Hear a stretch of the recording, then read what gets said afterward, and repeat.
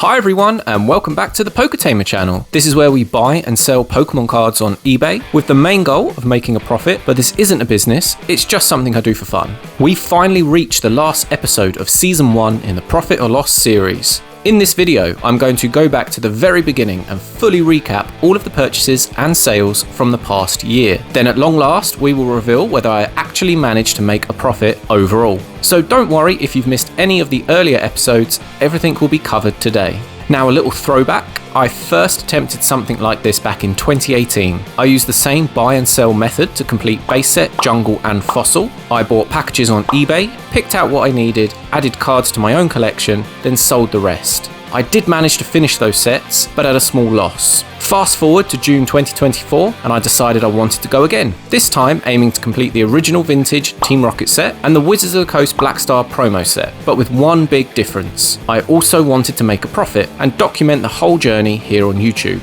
Now, as you can probably guess, that was a tall order. I quickly realised the promo set just wasn't going to happen. Some of those cards are not only crazy expensive, but also ridiculously rare. Not exactly the sort of thing you find hiding in random eBay bundles. I'm slowly working on it, but it might take me a few more years. The Team Rocket set was going much better, until Glory of Team Rocket and Destin Rivals got announced and released. Suddenly, OG Team Rocket prices shot up, and demand went through the roof. Not ideal. And since I don't like paying silly prices, I've only partially completed that one, and I'm hoping the market cools down later for me to get it done. So the focus of this series shifted more towards making an overall profit. I was still collecting along the way, but profit became the main goal. That said, I did start a few, let's call them mini challenges. If you've been following the series, you'll know I get distracted pretty easily. And before long, 2 vintage sets wasn't enough. I also started a Sandslash PSA slab collection, a modern hits binder, a Sandshrew and Sandslash master set, and unintentionally, a lovely collection of fake cards. Thanks eBay. Now, for this final episode, I've also got 2 packages waiting to open. Both are for my personal collection, both are Sandslash slabs, and we'll open them later in the video. Right, let's get into it. Fire up this beautiful Excel spreadsheet and start at the very beginning. When I first got back into buying cards, my knowledge was pretty much exclusively vintage. That's the stuff I grew up with and the only thing I really knew.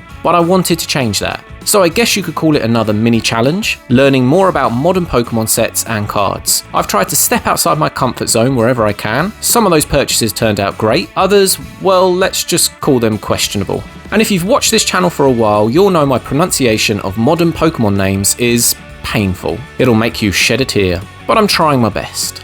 Anyway, let's move on to the first purchase I made way back in February 2024, and we kicked things off with a lovely little acquisition, a PSA 10 Japanese Fossil Sandslash from 1997. Now, I'll be honest, I prefer English language cards, but I will still grab the odd Japanese one here and there, if it's something unique. So, I couldn't pass this one up. This is the very first Sandslash card ever produced, from the official TCG, and that alone makes it special. In fact, this was the card that sparked the whole idea of starting a Sandslash slab collection. And the price? I'm not complaining. £21 plus £3 5p postage, so a total of £24 and 5p. There aren't really many comps out there for this one, since it's only a pop 34, so not sure what it's worth today, but honestly, I don't care. This one's a forever card in my collection. That takes us to our second purchase, a PSA 10 first edition Fossil Sandslash, the very first English Sandslash card in the TCG. If you're starting a Sandslash slab collection, you've got to have the 2 OGs, the Japanese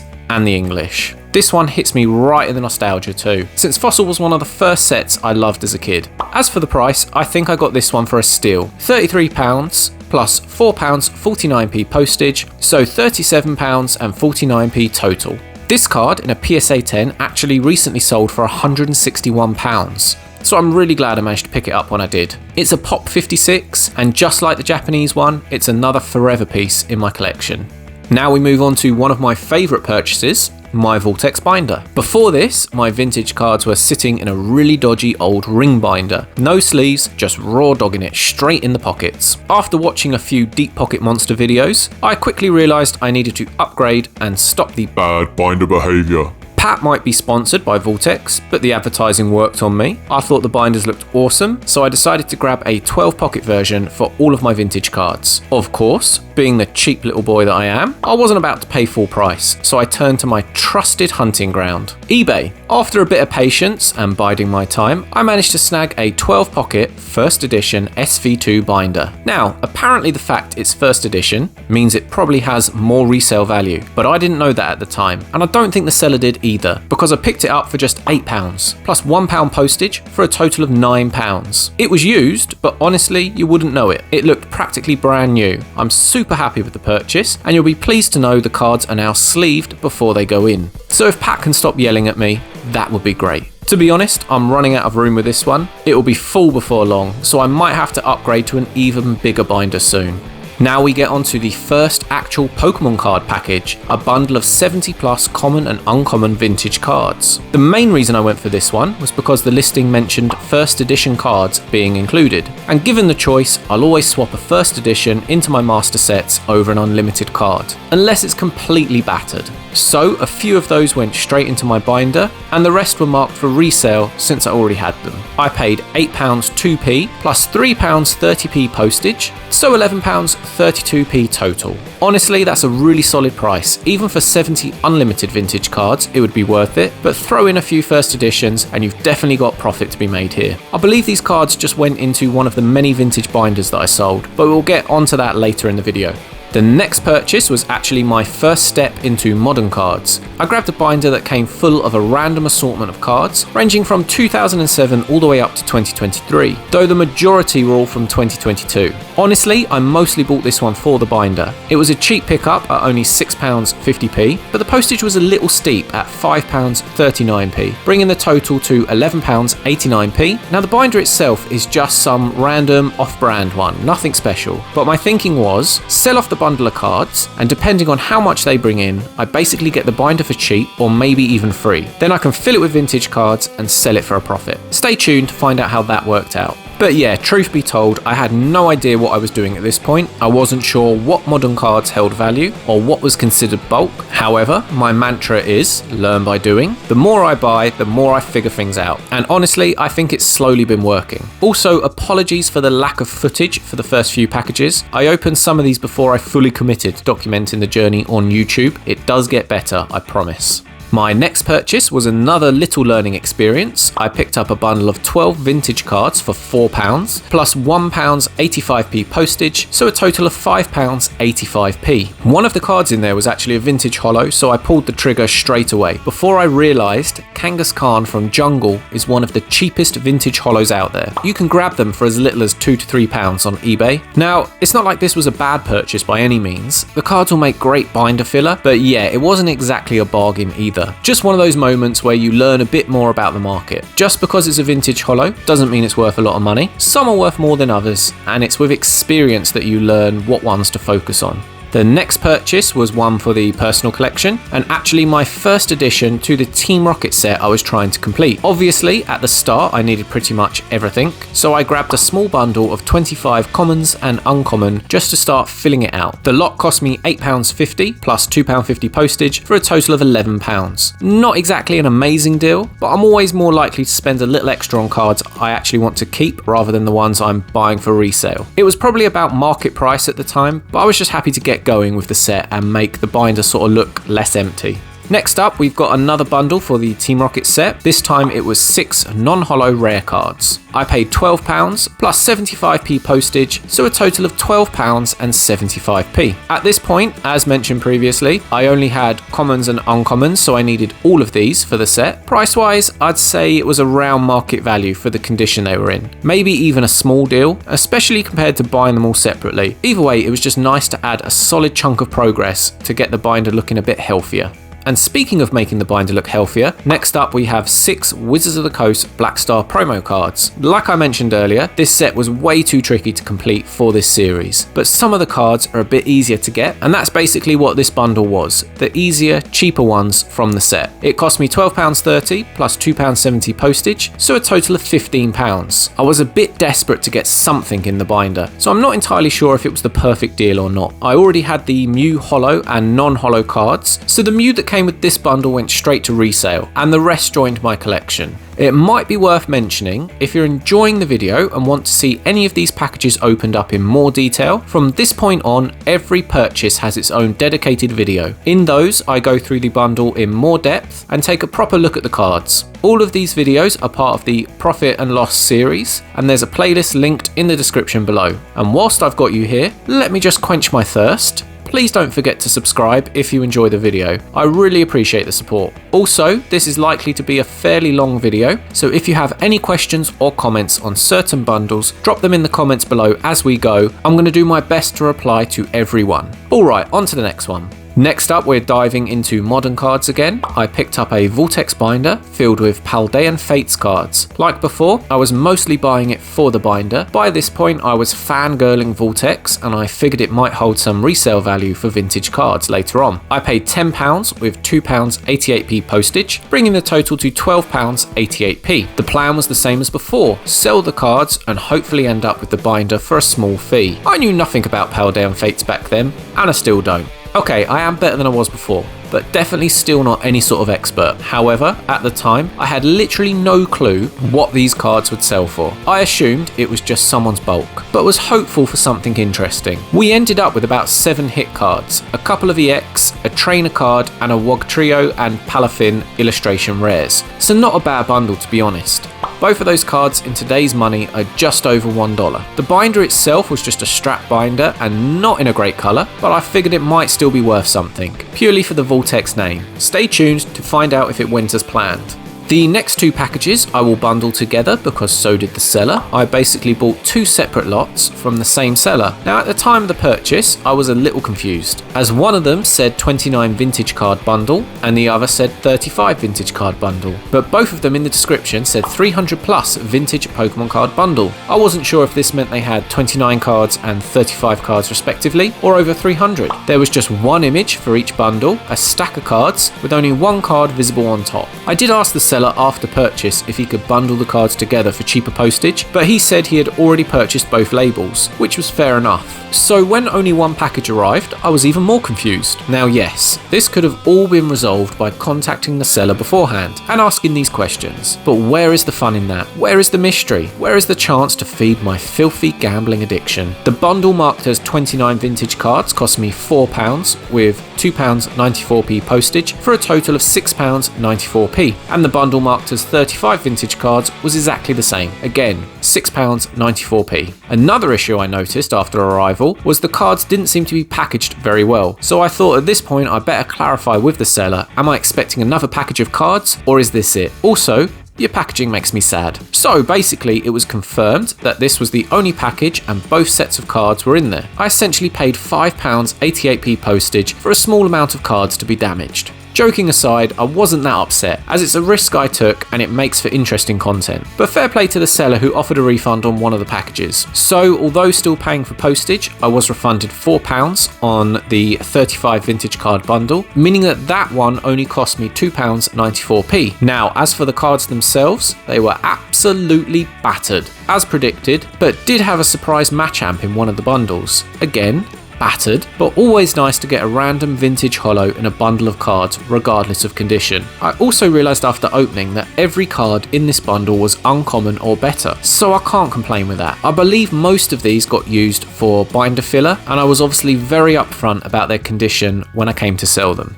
Next up, I purchased what was essentially a load of modern bulk. It was one of those lots where they had opened the packs, taken out any hits, and then put the cards back into the packs to sell as bulk. Nowadays, I would avoid lots like this, but early on, part of me was hopeful that they had accidentally left something of value in there. I also saw some XY packs, so thought even if it was just bulk, it might still have a little bit of value. And I only paid £1.20p for this, but for some reason it cost me £6 postage, which came to a total of £7.20p. And the irony of it costing me £6 postage, it took over a month to arrive. I actually ended up getting a full refund for this. Basically, I placed the order on the 25th of March, heard nothing for 2 weeks, then contacted the seller to see if they had posted it. They hadn't, but assured me it would go in the post soon. Tracking details finally came through on the 5th of April, and I waited just over a week, but the tracking hadn't moved from dispatched. so I just assumed it was a scam, contacted eBay for a refund, and they issued one immediately, stating the tracking details were incorrect, only for the package to arrive on the 26th of April, so £6 well spent. It really got the most out of its journey, sightseeing on the way. But yeah, like I said, I ended up with a full refund, so technically, free cards.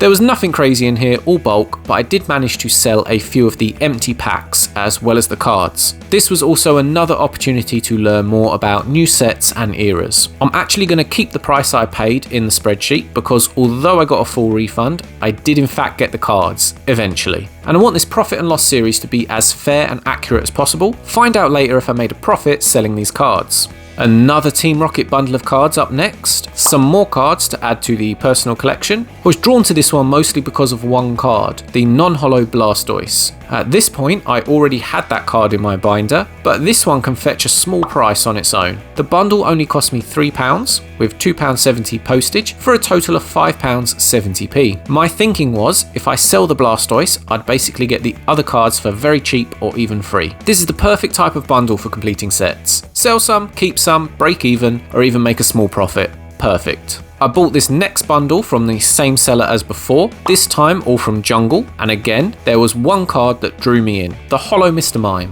It cost me the same as the previous bundle, £3 with £2.70p postage, for a total of £5.70p. My thought process was exactly the same. If I sell the Mr. Mime for what I paid for all the cards, I'd basically get the rest for free. The rest of the bundle would make some great binder filler, with some nice vintage cards to add to the resale pile. Next up, we have one of my favourite listings, a tin full of random cards. I love finding listings like this, where there's not much info in the description or photos, but you can see just enough to make it interesting. It really feeds that gambling monster in me. As it turns out, this one really paid off and was a lot of fun to open. I went in with a lowball offer of £5, which the seller accepted, plus £3.69p postage, bringing the total to £8.69p. Now don't worry, this wasn't someone I ripped off and took their childhood collection for cheap.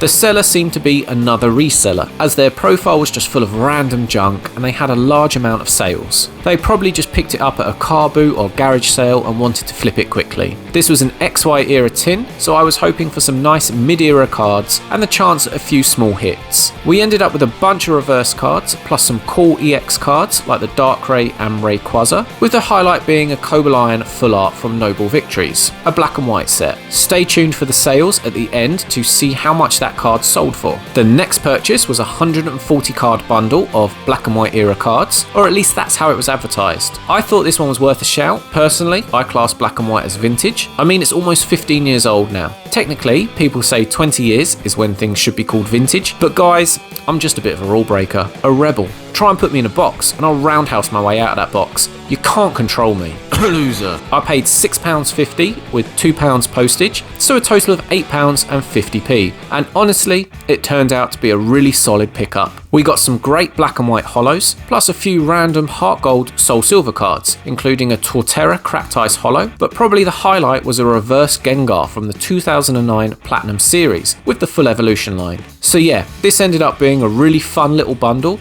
with some great surprises from older eras. Again, stick around to the end of the video to see what these sold for. One of my favourite videos and packages up next, I managed to grab one of the original 1999 Pokemon card binders. Most people of a certain age will definitely recognise these. I picked this one up for just 99p with £3.70p postage, so a total of £4.69p. Now you might be asking yourself, why so cheap? As these can sell for £30 or more in a decent condition. Well, exactly that. The binder was completely decimated.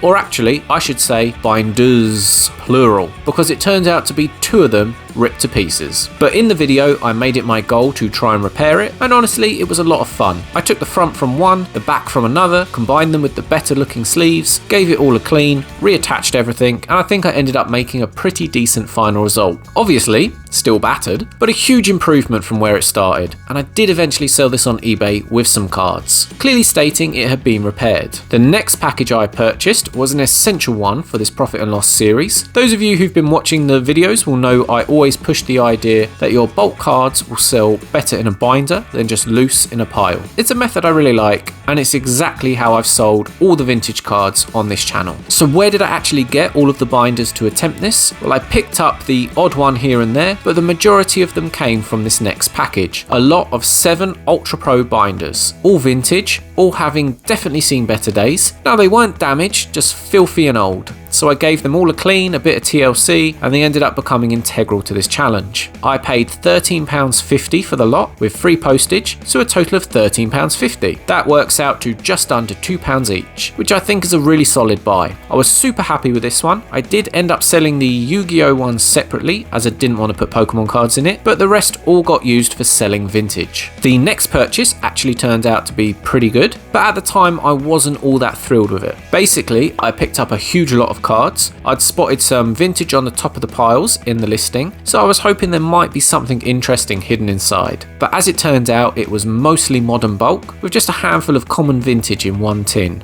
I did manage to find a few V cards, but nothing with any real crazy value. All in all, it was over 2 kg of cards, and I spent £25 with £3.42p postage, so a total of £28.42. One of my more expensive purchases at the time. Like I say, I was hoping for more vintage, but I did end up learning a lot about the modern sets and even started to appreciate some of the lower value modern cards. Eventually, I sold off all the bulk towards the end of the series and did pretty okay out of it. One funny thing about this video is that when I first posted it, I thought it wasn't great. Back then, I thought every video needed a big hit or some crazy pulls to be successful. After about 5 months, it had maybe 50 views. Then out of nowhere, it suddenly took off and now has over 2.4k views. That was a big lesson for me. Sometimes people just enjoy a chill video of small hits and bulk cards being looked through. And honestly, I really appreciate everyone who watched that video. When you put content out there, you really hope people enjoy it. So for a video I'd written off to then become successful, it makes it all worth it. For anyone else out there making videos, stick with it. Old videos can always get picked up later. And even if just a few people enjoy them, that's the main thing.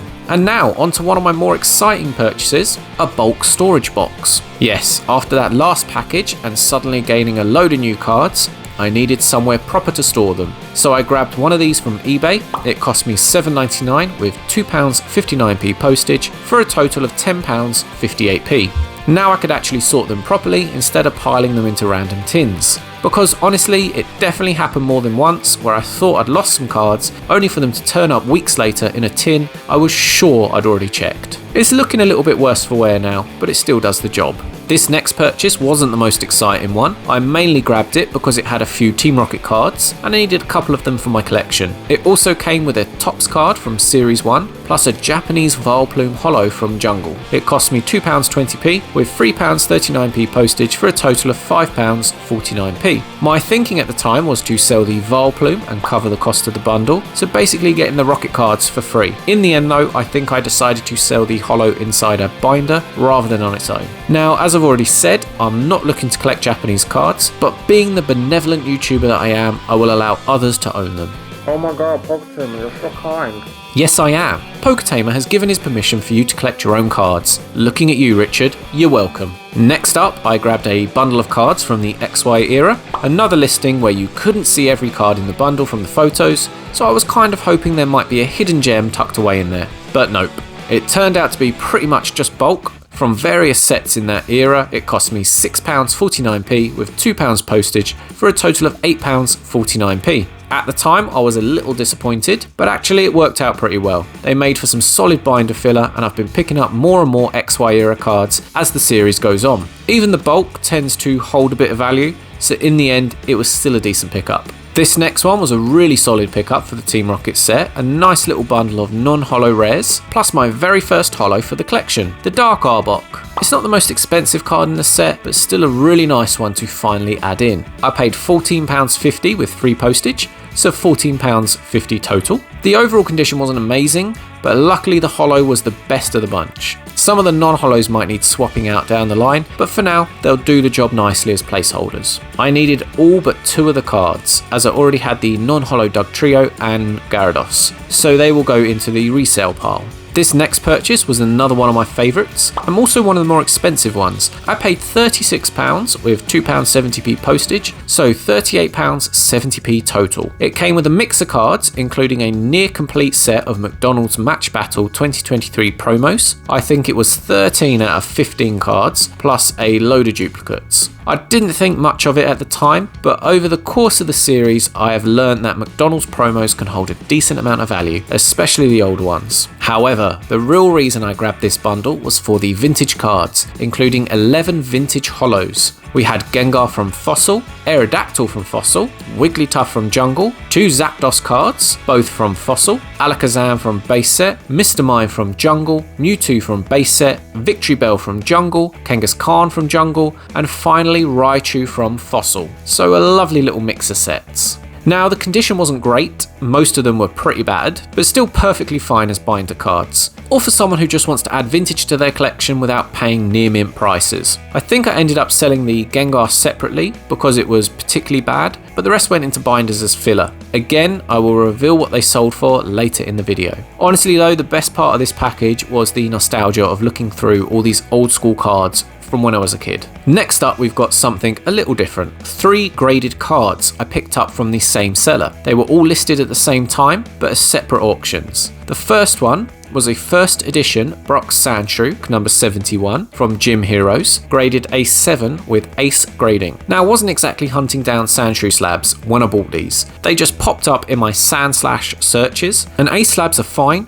nothing against them, but I'm collecting my Sandslash with PSA. So why did I grab them? Simple, the price. This one cost me £4.20p plus £2.50 postage, so £6.70p total, which is pretty good going for a near mint first edition vintage card. But it gets better. The second card was a first edition Brock Sandshrew from Gym Heroes, but this time the alternate artwork, number 72, again a 7. This one I got for 99p plus £2.50p postage, so just £3.49p, which is a crazy price. And the third slab, the exact same card again, Brock Sandshrew, first edition, Gym Heroes, number 71, but this time graded a 6. And another 99p win with £2.50p postage, so again £3.49p. Getting vintage first edition graded cards for 99p is kinda ridiculous. I've never seen a deal like it since, and I think it mostly came down to one thing: oversaturation. The seller listed about 7 Sandshrew slabs all at once, all Gym Heroes and various grades. Now, these are pretty niche cards. There's only a handful of people who actually want these, so flooding the market like that just killed the competition.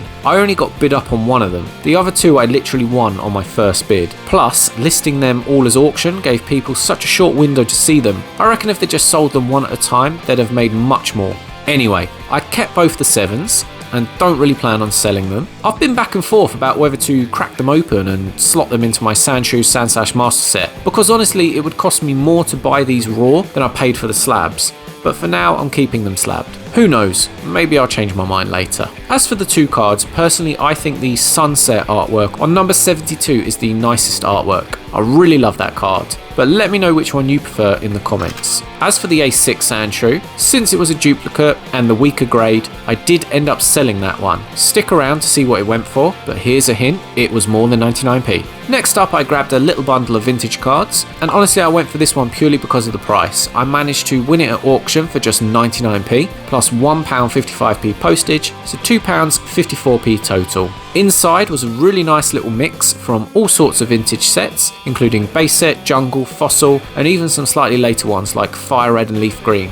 There was nothing super crazy in here, just some commons and uncommons, but it was all perfect binder filler. My personal highlight though, the unknown cards from Near Discovery. I've always loved those, so it was a nice little surprise to see them pop up. This next one was a bit of a learning experience for me. It was actually my first time buying sealed modern, and my first time opening sealed modern. I only went for it because the price looked really good. 20 Temporal Forces booster packs for £30, plus £5.89p postage, so that's £35.89p total, which works out about £1.80p a pack, which is an awesome price for sealed boosters. Now, they were all loose, which made me a bit skeptical. I was worried they'd been resealed or tampered with, but after doing a bit of digging on the seller, they didn't seem like a scammer, so I thought it was worth a gamble. When they arrived, I opened 5 packs, partially for the experience, partly to check if they were dodgy. The thing is, I'd never opened modern before, so I wasn't even sure what I was looking for, but I figured if I pulled anything, they must be fine. And funnily enough, in those 5 packs, I hit an ultra rare Raging Bolt EX. My first ever modern hit. You'd have to go way back to me opening fossil packs as a kid to see my last hit. The card itself was only worth a few pounds, but that didn't matter to me, as it's staying in my collection forever. I did end up selling the other 15 packs. I'll reveal how much later, but here's the thing. If I could go back in time, would I buy this again? Absolutely. Would I sell them again? Probably not. And that's because of the whole reselling versus scalping debate. To me, reselling is buying cheap, selling for more, making a profit. It's all fair game. Scalping is buying up limited stock at retail just to create a shortage and drive up prices. One plays within the market, the other tries to manipulate it. Now, I don't think what I did here counts as scalping, but it's about as close as I'd ever want to get. And honestly, it didn't sit right with me. I'd rather stick to what I enjoy: mystery bundles, random lots, and a thrill of chasing that unexpected vintage hit. And speaking of vintage hits, let's take a look at the next package. I grabbed this one for £20 plus £2.55p postage, so that's £22.55p total. And it came with some really solid vintage holos, including one I actually needed for my own collection. Weirdly, it also had a few Neo Revelation cards in Italian, but the rest were thankfully all in English. As I've said before, nothing against anyone who collects other languages, but English cards tend to hold more value, so that's where I focus. Some of the highlights in this lot were the Kangaskhan from Jungle, Cypher from Jungle, one of my personal favourites, Lapras from Fossil, Politoed from Legends Awakened, and finally, the card I needed, Dark Golbat Holo for the Team Rocket set, my second holo in that set. This was exactly the kind of bundle I love. Purchased for the card I need for my collection, then I can sell off the rest to hopefully break even or make a small profit. I think in the end most of these went straight into binders to be resold. The next purchase was a bit of a dud. I spent £10 with free postage for a total of £10 flat. I took a gamble on this bundle, hoping for another hidden gem tucked away inside, but nope, it ended up being just another pile of XY commons and uncommons. It wasn't the end of the world though, because I did eventually sell an XY binder for a decent price, and these made pretty solid filler, but at the time I was definitely hoping for something a little better. And of course, a few fake cards slipped in there too, which, let's be honest, has kind of become a theme of this channel. It's always the risk you take with buying cards on eBay, you're bound to get a few fakes. The next one I guess you could call one of my grails, but it's a stupid grail. It was the MJ Holdings mystery box from 2022. I paid £30 for it, plus £4 postage, so £34 in total, which is, yeah, a crazy price. But the thing is, we don't get these in the UK, and I really wanted to open one. Watching Pokerev is actually what got me into watching all Pokemon YouTubers in the first place, and he opens these all the time, so I've always wanted to do it too. And as I've said many times before, I love gambling. Now, I know these are total rip-offs, but still, in my head, I was like, what if I'm the one? What if I get that vintage pack? It's the mystery element, I just love it. I ended up saving this box for a milestone and opened it up when we hit 1k subs. I won't go into detail, but let's just say it went exactly how you'd expect. I got the full MJ Holdings experience. 10 out of 10, would buy again. So we are now halfway through the purchases, and it's a good time to take a look at our total so far. So as things stand, we are minus £440 and 3p, which is about $594. That's a lot of loss, but as you can see, we haven't added any of the sales yet, so fingers crossed we can still do this. Let me know in the comments if you think we can hit a profit. Let's get back to racking up more debt. Next up, I grabbed a little bundle of holo and reverse holo cards from the black and white era. I paid £10.19p with free postage, so that's a total of £10.19p. This actually turned out to be a really solid pickup. There wasn't anything massive in here, but every card had a bit of value, and it all added up. The biggest hit was the reverse Gardevoir, and of course most vintage Gardevoirs do well since it's a fan favourite Pokemon. I also really love the holo pattern on the black and white cards. Those horizontal lines that catch the light look awesome. I'm pretty sure I ended up putting most of these into black and white themed binders. And correct me if I'm wrong, Maple, but I think you ended up with that Gardevoir for your collection, am I right? Next up, we've got another pickup for the personal collection and a rare addition to the Wizards of the Coast Black Star promo set. This time I grabbed the Team Rocket's Meowth promo. Now there are actually two different Meowth cards in this set, but this one is number 18 and a non-holo card. I'm always on the lookout for these at a good price, and I managed to snag this one for just 99p with 90p postage, so £1.89p all in. which is a bargain considering if you look at eBay sold listings, this card usually goes for around £10 to £12. So yeah, really happy with this one. Hopefully I can scoop up more for the set at prices like this. This next one was a weird one. I was searching for listings with spelling mistakes and stumbled across one titled Duncan Bloomer Pokémon cards. Now, a lot is wrong with that. First off, the stickers are actually Duncan Boomer, not Bloomer. And of course, Pokémon is, For anyone who doesn't know, Duncan Boomer was a bubblegum company back in the day that produced Pokemon stickers, which they sold with their gum. In the photos for this listing, you could clearly see a sealed pack of the bubblegum and some loose stickers. But then in the description, it mentioned including another booster pack. Randomly, if you look closely at the photos, that other pack turned out to be a sealed fossil booster pack with the Zapdos artwork. As you can imagine, I really wanted to win this one. I thought it would make a really fun video and I was willing to push my budget higher than usual. I think I set my max bid to around £80, but I actually ended up winning it for £53 plus £2.50p postage, so £55 and 50p in total. I was buzzing when I got this and I paid straight away. Now I'll go into more detail in the actual video for this package, but the next morning I woke up to a message from eBay saying the seller had cancelled my order and refunded me, with no explanation. Being the salty little boy that I am, I politely messaged them to ask why, and they told me they'd included the booster by mistake, which honestly was nonsense. I was almost certain someone who lost the auction had messaged them privately and offered them a higher price for it. Obviously, I can't prove that, but it's fairly common on eBay for deals to be struck in the DMs, which was annoying as I was willing to pay more, I just didn't get bid up. And I knew it wasn't a mistake, because not only was the booster vaguely mentioned in the description, it also had 3 photos of it, one of which they had turned it over to show the back. They definitely knew it was in there. I did a bit of digging and saw the seller mostly dealt in a completely different TCG. Plus, with the way they'd misspelled Pokemon, it looked like they just didn't know what they had. You might feel the seller had every right to cancel, but for me, that's just bad selling practice. If you don't want to spend 30 seconds researching the product you are selling, then you have to be happy with whatever it sells for. You can't decide you can get a better price after it's already sold. I start a lot of my binders at 99p auctions with no reserve, and if they sell cheap, that's the risk I take. Imagine if I just kept cancelling the orders until I got the price I wanted. Anyway, after a bit of back and forth, the seller eventually agreed to stand by the original price and relisted it for me to buy. This wasn't some naive seller either. They had lots of listings for their main TCG, so they should have known better. When it finally arrived, I was buzzed. I checked it over carefully to make sure it hadn't been resealed and everything looked good. As much as I'd have loved to have kept it, I don't keep anything sealed and I've already completed Fossil, so it made more sense to sell it. But it did go for way more than I thought. I also sold the sticker cards separately.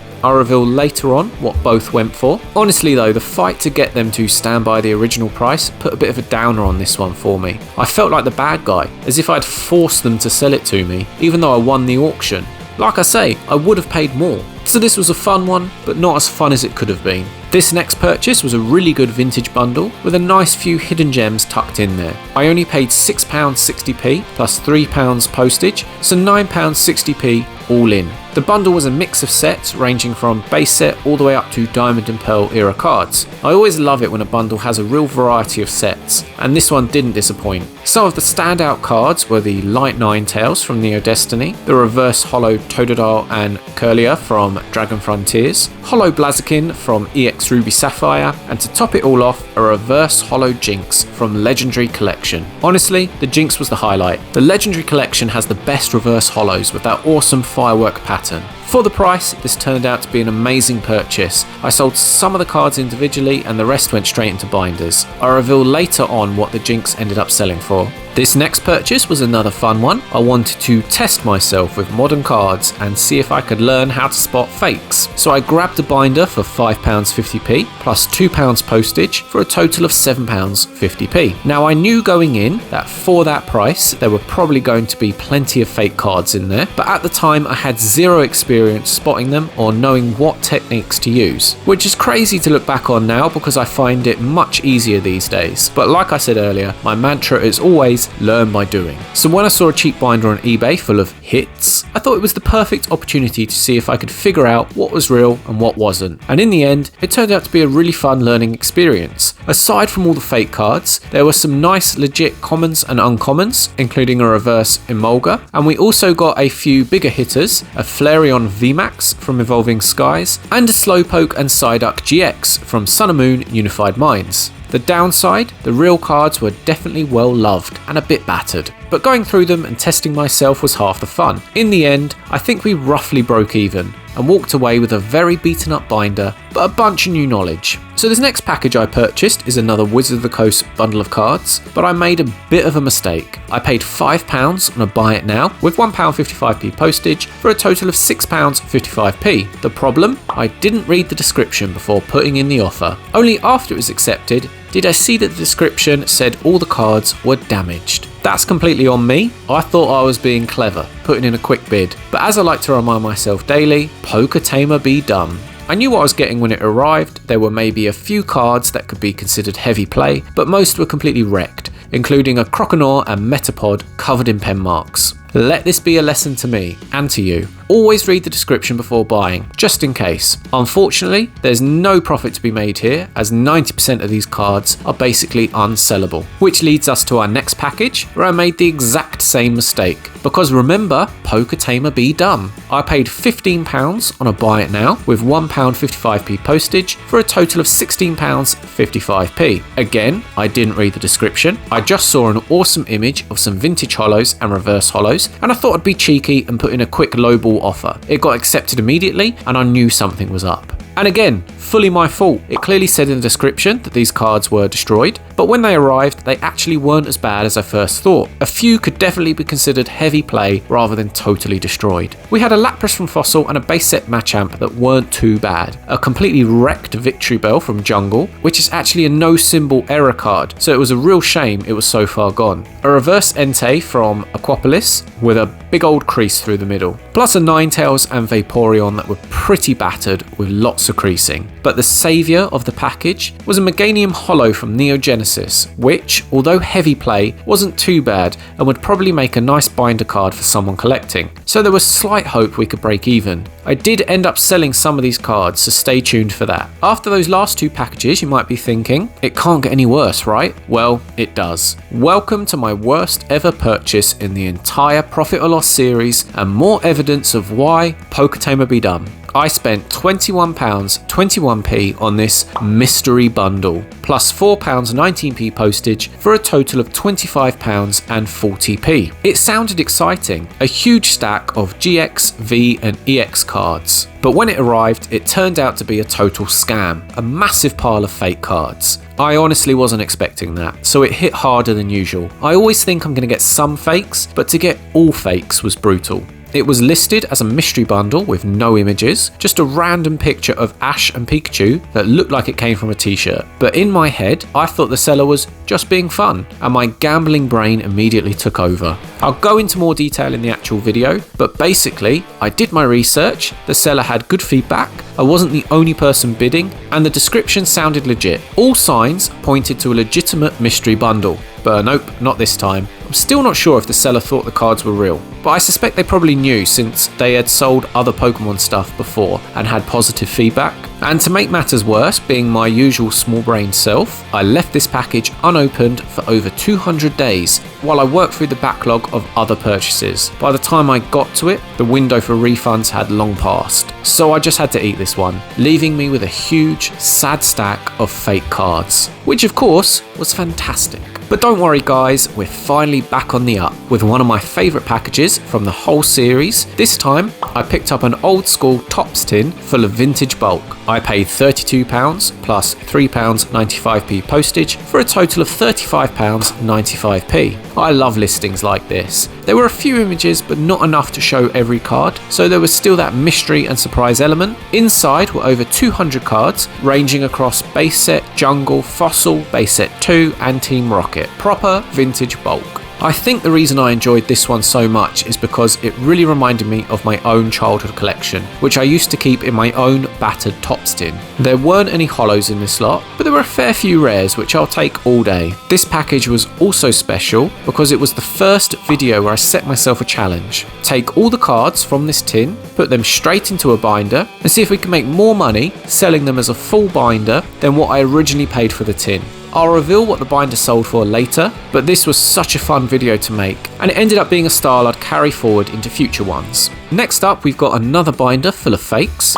After being semi-successful last time, I wanted another chance to test my knowledge. Could I spot the real ones hiding among the fakes? This time I spent a bit more on the binder, £10 plus £4 postage, so £14 total. But right away it felt like a better gamble, because not only did we end up with more real cards, but the binder wasn't covered in dirt. Of course, there was still plenty of fakes mixed in, but we also had a solid stack of commons and uncommons, plus some really nice hits. I actually bought this one with one specific card in mind. It was sitting right on the front page of the listing, and I was about 80% sure from the photos it was real. The gambling brain kicked in, and I thought it was worth the risk. And honestly, it paid off. Along with a bunch of V cards, GXs, and even some break cards, we pulled a few gems. Highlights include the secret rare Magnemite from Cosmic Eclipse. I'm a big fan of that card. A Gyarados GX that's seen better days. A very battered Lugia EX from Legendary Treasures. But the two massive hits were what made this binder incredible. First, a full art Marnie from Sword and Shield in near mint condition. This wasn't in the listing photos, so finding it in here felt amazing, a proper little surprise. And second, the reason I bought the binder in the first place, the card on the front page, Charizard Holo from XY Evolutions. It had a tiny ding on one corner, but otherwise looked really clean. So for £14, we actually walked away with some massive cards. I'll reveal what they sold for later in the video, but safe to say the binder ended up being a huge win compared to the last one. Next up, we've got a real mixed bag of a bundle. When I bought this one, it was just a bunch of random cards laid out in the listing photo. I noticed a couple that looked interesting, so I thought it was worth a punt. The first thing in the bundle was a part complete Keldeo EX battle deck. Now I'll be honest, I know nothing about the actual TCG side of things. My brain is far too small to learn all the rules, so I had no clue on the value, but I thought it looked pretty cool.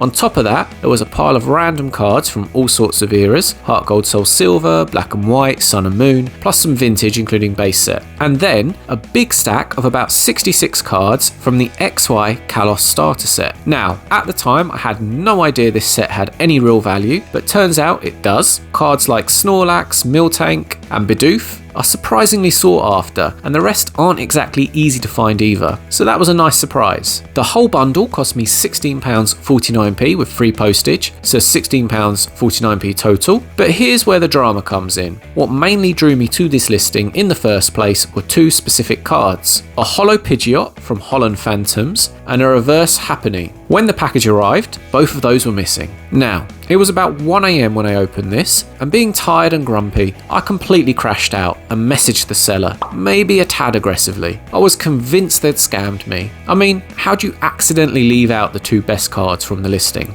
But to be fair, the seller was calm about it, basically told me to chill, said he was sure he'd included everything. We ended up agreeing on a 50% refund since those were the two main cards I wanted. So I got £8 back, meaning in the end I only paid £8.49 for this bundle. It was lucky I didn't leave this one 200 days to open, like the previous packages. Looking back now, I do feel a bit bad. If I'd had more experience at the time and knew how valuable the Kalos starter set cards were, I probably wouldn't have made such a fuss, but it's all part of being small-brained. Sometimes I just need to yell. Next up, we've got a bundle of 41 Heart Gold Soul Silver cards. I paid £4.20 for the lot, plus £3 postage, so £7.20 total. Heart Gold Soul Silver is from around 2010 and only has 4 sets in total, so you don't see these pop up too often on eBay. Whenever I do spot some, I try to grab them. This time I decided to set myself a little challenge, the Heart Gold Soul Silver Binder Challenge, so I combined this bundle with the Heart Gold Soul Silver cards from the previous package, filled up a binder just with that era, and tried to sell it for profit. Honestly, I just love the Heart Gold Soul Silver cards. I feel the artworks hit differently compared to other sets, and the yellow and silver borders around the edges make them really stand out. Definitely my favourite set outside the Wizards of the Coast era. When you find yourself stopping to look at the common and uncommon cards as opposed to just the hits, you know it's good. Next up, we had a fake tin with some fake cards inside, and with this one I knew exactly what I was getting myself into. The listing showed a mix of obvious fakes but also a few real cards, so I thought it'd make for another fun challenge. Big shout out to the tin itself, it looks awesome but also super fake. What is a Pokemon 6? I paid £14.99p for this one, plus £2.94p postage, so £17.93p in total. A decent chunk of money, but what caught my eye was a bunch of supposed vintage hits from around the Platinum era. I was really hoping at least one of them would turn out to be real. Sadly, and I know you'll be shocked to hear, every single one of those big hitter cards ended up being fake, but we did come away with a couple of small wins. A bunch of genuine vintage common and uncommon cards, a Ditto Holo promo from XY, which I think is such a cool looking card, and a Pikachu and Onix from the 2019 McDonald's promo set. And as I've mentioned before, those McDonald's cards tend to hold a decent bit of value over the years. So technically this one was a loss profit wise, but it was still a really fun video to film. Another addition to the personal collection next, and yes, it's another Sandslash slab. This time I picked up a PSA 7 Topps Chrome Sandslash for £10, plus £2.70p postage, so that's £12.70p in total.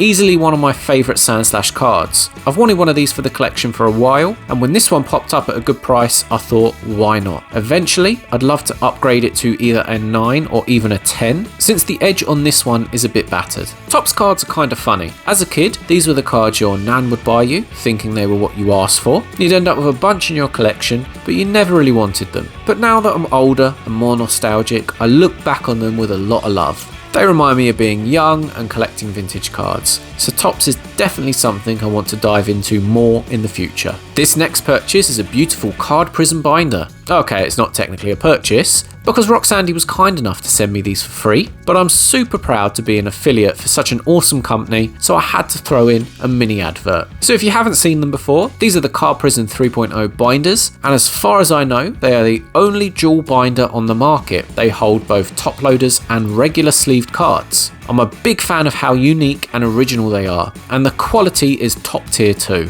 Now yes, I'm an affiliate, but hopefully you guys know I won't push anything I didn't genuinely think was worth the money. I 100% believe in these binders, and I use them myself. It's where we currently store the modern cards and the Sandshrew and Sandslash master set. So if you like what you see, check out the link in the description, and if you decide to grab one, don't forget to use code TAMER10 for 10% off your order. Let me know in the comments if you pick one up, or if you already have one. Okay, that's the only advert, I promise. Back to the actual purchases. Next up, we've got another vintage binder repair job. I managed to grab this official 1999 Pokemon binder from Ultra Pro for only 99p, with £2.94p postage for a total of £3.93p. Although this one was still a bit wrecked, it was so much better than the previous one, and I'd say it needed more cleaning than repairing. I had to remove a bunch of stickers from the inside and then clean all the sleeves and covers, as it was grim, but I got it looking much better in the end. And massive shout out to my daughter who helped me clean it in this video. Unfortunately, there's only so much my skill set can do for these binders. If it can't be fixed with soap or glue, I sort of reach my limit, but I still think they're a vast improvement. As before, I filled it with a bunch of vintage cards and attempted to sell it for a profit. I really have a lot of fun with these cleaning and repairing videos. If I can take something that nobody wants and turn it into something sought after again, it feels like a real achievement. Next up, we've got a small 21 card bundle, which I used to help fill the binder we just picked up. I paid 99p plus £1.55p postage, so a total of £2.54p. Now, it did come with 3 fakes, but they were those old school vintage vending machine sticker cards, and honestly, I kinda love them. I'd take those fakes all day long. Probably just because I'm a boy of simple pleasures. PokeTamer love the vintage. We did also get some real cards in there, a nice little mix of vintage sets. Some of the highlights include a Sneasel from Neo Genesis and a Machamp that had literally been folded in half. Not the craziest bundle in the world, but for the price, I can't really complain. Next up, we had another bundle for the vintage binder I was filling. this time with 52 cards. I paid £4.93p plus £3.50 postage, so a total of £8.43p. There were a ton of trainer cards in this lot, definitely more than I would have liked, and most of the Pokemon were pretty battered. The highlight, if you can call it that, was a non-holo Moltres from Fossil, which went one better than the previous Machamp by being folded multiple times instead of just once. Still, for what I needed at the time, it was all decent binder filler and helped me move forward with the challenge. The final package for this binder challenge was a little bundle of Fossil cards. I paid £6.50 plus £2.99p postage, so that's £9.49p in total. Now, because Fossil is such a small set, there were quite a few duplicates in here. Not exactly ideal when you're trying to fill a binder, but we did get some solid common and uncommon cards. And the highlights were a non-holo Raichu in decent condition and a holo Muck. The Muck was a bit scratched up, but thankfully no creases this time, unlike some of the earlier cards. All of these went straight into the binder, and I'll reveal how much that sold for later in the video. Next up, I grabbed a Vortex binder that, for some reason, came with 9 cards inside. I paid £14.99p with free postage, so that's £14.99p total, which is already a great deal for just a Vortex 9-pocket zip binder on its own. But the cards inside, absolutely crazy. We started with a Combusken and Marshtomp reverse holos from EX Dragon, not in the best condition, but still solid cards. Then there was a Zoroark promo from Black and White, Giovanni's Magikarp from Gym Challenge, and Lieutenant Surge's Pikachu from Gym Heroes. On top of that, Giovanni's Exile from Hidden Fates, and a Seadra reverse holo from Team Rocket Returns. But then came the real bangers, a Salamence holo from EX Delta Species, such an awesome looking card, followed by an absolute beauty, the Feraligatr Prime from Heart Gold Soul Silver. Some huge cards in here. I ended up selling most of them individually, with only a few going into binders. And we more than made our money back, which basically means I got a Vortex binder for free, which I then used to later sell a bunch of vintage cards for the Profit or Loss challenge. A really solid purchase all round. The next bundle was listed as a Sun and Moon bundle, though I noticed some XY cards tucked in there too. I paid 99p with £4.29p postage for a total of £5.28p. It actually turned out to be mostly full of fakes, but I still managed to pull enough legit cards to make it worth the price. Nothing super crazy, but a few promo cards were definitely the highlight. Along with some reverse and holo cards, I also got a few McDonald's promos, which is always nice to find in these random bundles. But the majority was just Sun and Moon bulk, which was fun to sift through. I haven't gone through a lot of that era, so it was a nice way to learn more about the sets. The next package was another bundle packed full of XY bulk, plus a small amount of Black and White. I paid £5 with £2.10p postage for a total of £7.10p. Weirdly, the highlight for me was some absolutely battered laminated cards. I loved them. I mean, why laminate them? What's even left to protect at that point? Aside from those, we got a couple of reverse cards and a Team Plasma Espeon, but otherwise it was mostly commons and uncommons. I ended up using the majority of the XY cards from this bundle, along with all the previous XY bulk, to create an XY themed binder. I wasn't expecting a lot from it, but in the end I was shocked to see how much that binder ended up selling for. We're back at it again. With this next purchase, I grabbed another vintage 1999 Ultra Pro binder in need of some TLC.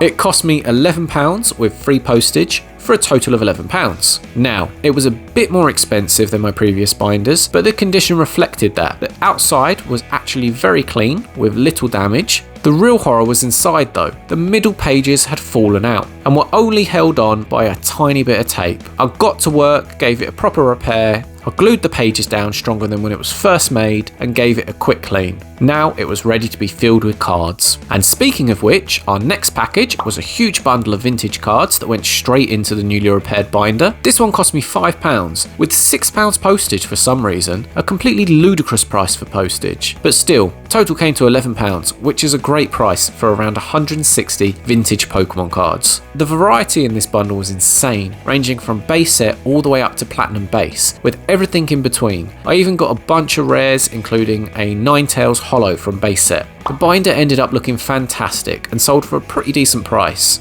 The bundle also included 4 World Championship deck cards, which I sent over to J-Jo in exchange for a Sandshrew for the Master Set. They did take about 6 months to arrive, but they did eventually make it to J-Jo. Maybe I should have spent £6 on postage for these too. Next up, I had to put my little detective hat on, because this was the 130 card bundle that I thought contained a really awesome full art. This one cost me £12 with £1.55p postage for a total of £13.55p. If you've seen the main video for this package, you'll know it was a bundle of 130 cards. In the photos, all you could see was a big messy pile of XY bolt, but just on the edge of one of the photos, peeking out from under some other cards, was something that looked a bit more interesting. After some research, I decided it might just be a Mega Blastoise from Evolutions. Honestly, I was expecting it to be fake, or that I was just wrong and it was something else, but as it turned out, we did in fact have a Mega Blastoise full art in this pile. It was a pretty crazy find. Unfortunately, it had some creasing on the edge, but it still ended up selling really quickly.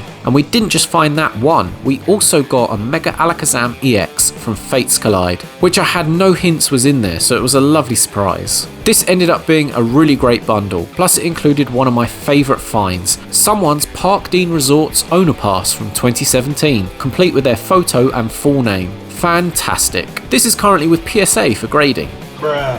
Next up, I bought 5 packs of Glory of Team Rocket, the Japanese set. Now, I know I've said I prefer English cards, but these cost way less than Destined Rivals, and well, I'm cheap. They cost me £11.12p with £1.20p postage for a total of £12.32p. That's about £2.50 per pack. Now let's move on to reason number 50, why PokeTamer be done. Not only did I buy loose packs from eBay, but Japanese loose packs, which apparently can be weighed, scanned, or whatever to determine if there's a hit. So it was no surprise that I opened all 5 and got a big heap of nothing. Yep, that explains why they were so cheap. I've decided going forward, if I'm going to buy packs, it's either going to be sealed product or from a legit website. I already have cold, dead hands for hits. I shouldn't be making things harder for myself. Next up, I have a small bundle of Team Rocket cards, 23 in total. I paid £3.99p with £1.55p postage for a total of £5.54p. The bundle had a couple of uncommons, but mostly commons. Unfortunately, by the time I opened it, I already had all of these in my personal collection. But not all was wasted. I decided to take these along with the rest of my Team Rocket duplicates and create a full binder of Team Rocket cards to sell. More on that later. We're getting close to the end of the purchases now, and I saved one of my favourites for last. I found this listing on eBay for 4 tins that I hoped were full of Diamond and Pearl cards. The photos were literally just of the tins. I couldn't get a good look of what was inside, but I decided to take the gamble and grab them on a buy it now for £20, with £5.21p postage for a total of £25.21p. Luckily for me, they did in fact contain Diamond and Pearl cards, with some even going as far back as the EX series, plus a bunch from the Platinum series which came after Diamond and Pearl. Inside I found loads of reverse cards and holo cards from the Diamond and Pearl era, plus plenty of commons, uncommons and rares. I put all of these into a binder to sell on eBay to see if I can make more than what I paid for the tins. On top of that, I also got 2 trainer kit sets, the Lucario and Altaria theme decks, though they were only part complete.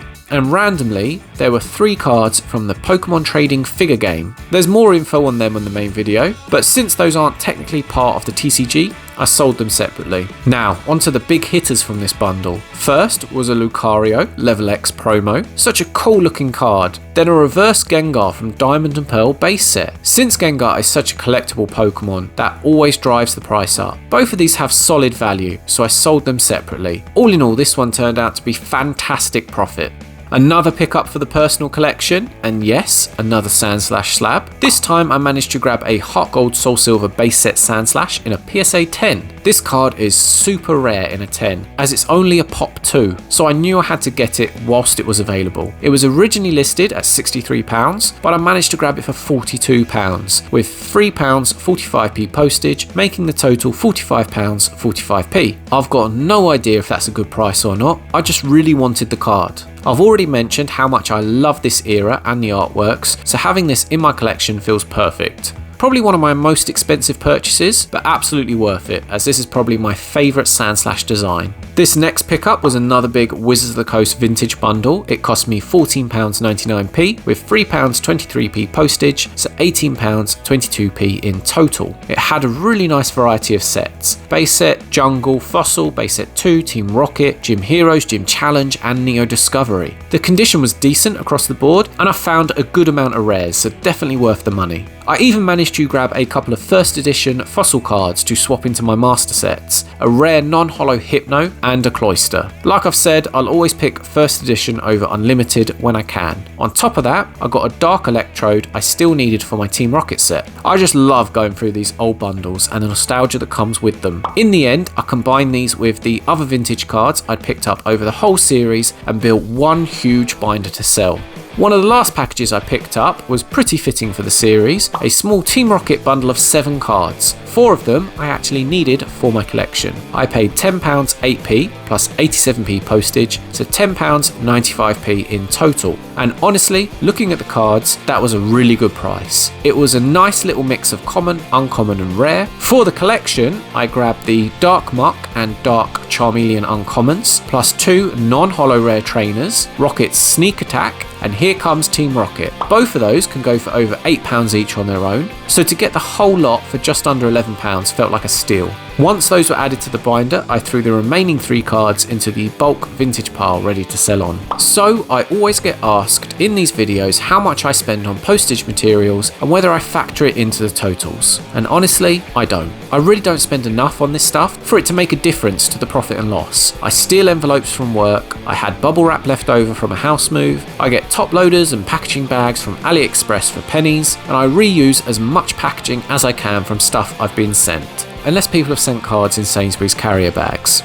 I'd draw the line there. But to keep things fair for the series, I'm going to factor in a price as if I had to actually buy all this stuff. Envelopes, sleeves, top loaders, bubble wrap, packaging bags, the lot. I'm going to overestimate and call it £60. Realistically, I think I could get it all for less than that, but it's always good to overestimate and give a buffer. Also, a massive shout out to Dean, who sent me the Mewtwo Blackstar promo and taught me how to actually send single cards properly. He introduced me to team bags, and I've never looked back. And before we finish with the purchases, I've got the 2 packages for the personal collection I mentioned earlier, both of them Sandslash slabs, so let's start with the first one. This one is a Bandai card-ass Pocket Monsters Sandslash in a PSA 9 from 1997. I paid £20 85p for it, with £2.82p postage for a total of £23 67p. These were some of the very first Pokemon cards ever made, before the official TCG even existed. Bandai had the rights to print them, and they were only available in Japan. They're often called vending machine cards, which comes from the English translation of card-ass, since that's how they were actually sold, in vending machines. All of these cards are illustrated by Ken Sugimori, and each one shows the Pokemon using one of its moves. For Sandslash, it's Poison Sting. I love having something this old in the collection, proper vintage, and the artwork is really unique. You don't see this kind of style often, but as old as this card is, it's not actually the first card-ass Sandslash appearance, as Bandai released different sets, with one set actually coming before this one. That brings us on to package number 2. This one is also a Bandai card-ass Sandslash slab in a PSA 9, but this time it's from 1996. This was the very first Sandslash card from the Bandai sets. This release was split into red and green to match the games in Japan. Most Pokemon came in both colours, with my new card coming from the green set. I paid £27.17p for this one, with £2.45p postage for a total of £29.62p. I love the idea of owning these super old cards. I believe there are other unofficial cards that are older, like Top Sun, but there's not many. Now, funny story with this one. When it arrived, I opened the package to find not Sandslash, but some sealed Yu-Gi-Oh! Boosters from the Maze of the Master set. I don't know anything about Yu-Gi-Oh! I watched the cartoon as a kid, but that's about it. I was tempted to just open them for fun, but obviously I was responsible and just messaged the seller instead. Turns out he'd sent the wrong parcels to the wrong buyers, which happens. I sent the Yu-Gi-Oh! Boosters back, the other buyer returned the Sandslash, refunds went through, and then the seller relisted the slab so I could buy it again. This time when it arrived, he even threw in a couple of little freebies, which was a really nice touch. And that's how I finally got my hands on these little pieces of history, and 2 slabs I'm really happy to have in the collection. And that's it. That's everything I've picked up over the past year, well, a little over a year, related to Pokemon cards. I've tried to include as much detail as possible and be as fair and as accurate as I can with the purchases, just so you get the best picture of how this challenge has gone. And as you can see, we're currently sitting at minus £987.77p, which works out to about minus $1,333. Yep, that's a pretty big chunk of money to spend on cardboard. But at least I didn't hit over £1,000 in English pounds. That's a win, right? It definitely looks worse on paper than it felt at the time. I didn't spend all of that in one go. I was buying and selling along the way, so it kind of just ticked over. I was up and down the whole series. One thing worth mentioning, the total includes everything except most of the modern booster packs I opened throughout the series. That's because those were gifts from family for Christmas and birthdays and all that sort of thing. And since I never sell the hits I pull, not that there've been any, it's all completely separate from this challenge. Anything I did actually buy myself, like the Glory of Team Rocket packs or the MJ Holdings mystery box, has been included. So yeah, as it stands, we're in a little bit of debt, but let's jump over to the sales and see if we can make this whole thing look a lot healthier. Just like the purchases, I didn't start off documenting my sales very well, as I wasn't fully in YouTube mode at the start, but don't worry, it does get better as the series goes on. Now, during this year, there were a lot of changes with how eBay charged sellers and collected their money. At first, we had the usual transaction fees, then sometimes I'd sell during one of their promotions, like when they offered 80% off selling fees. For a while in the UK, they even had no fees at all, which was great. You could just sell for free. Then later, they switched it up so the buyer paid the fee instead of the seller. They called it the buyer protection fee. So instead of overcomplicating things, whenever I say fees in the video, just know I'm lumping all of that together under one umbrella term. I won't be breaking it down into every little detail. I think that'll make things a lot easier to follow. While we're on the subject, let's talk postage. Now personally, I always charge for it. I never offered free postage, because when you're selling lots of low value items, if you offer free postage, you would likely end up getting nothing from your sale. Now, another thing I also want to mention before we get started is that I never once promoted my eBay account through this YouTube channel. Even as the series picked up traction and more people started watching, I didn't advertise it. It wouldn't have felt fair or like a true reflection of the profit and loss challenge if I could suddenly promote my listings to thousands of viewers. Even when people asked in the comments, I kept it a secret. Although I know a few of you pulled out your Sherlock Holmes skills and managed to track it down anyway. For the most part though, all sales were done anonymously. Also, confession time, I'm a very lazy seller, in the sense of getting stuff listed. Like I've said before, this is a hobby, not a business, so I only list items when I can be bothered, or when I need the funds to buy more cards. It definitely took a while to get the ball rolling, but I did get better at it as the series went on. Alright, enough chat, let's get straight into it. Unfortunately, the very first sale I made in this series wasn't very well thought out. It was before I really knew what this channel was going to be and how best to sell. If you remember, I bought that binder with a bunch of modern cards in it. It was actually my very first experience with modern cards. I bought it mostly for the binder itself, and I figured I could sell the cards separately for about what I paid. So as a reminder, I spent £11.89p total, including postage. I then sold just the cards on their own for £8.99p. But after taking off £2.70p for postage and £1.45p in eBay fees, the actual profit was only £4.84p. Not exactly amazing.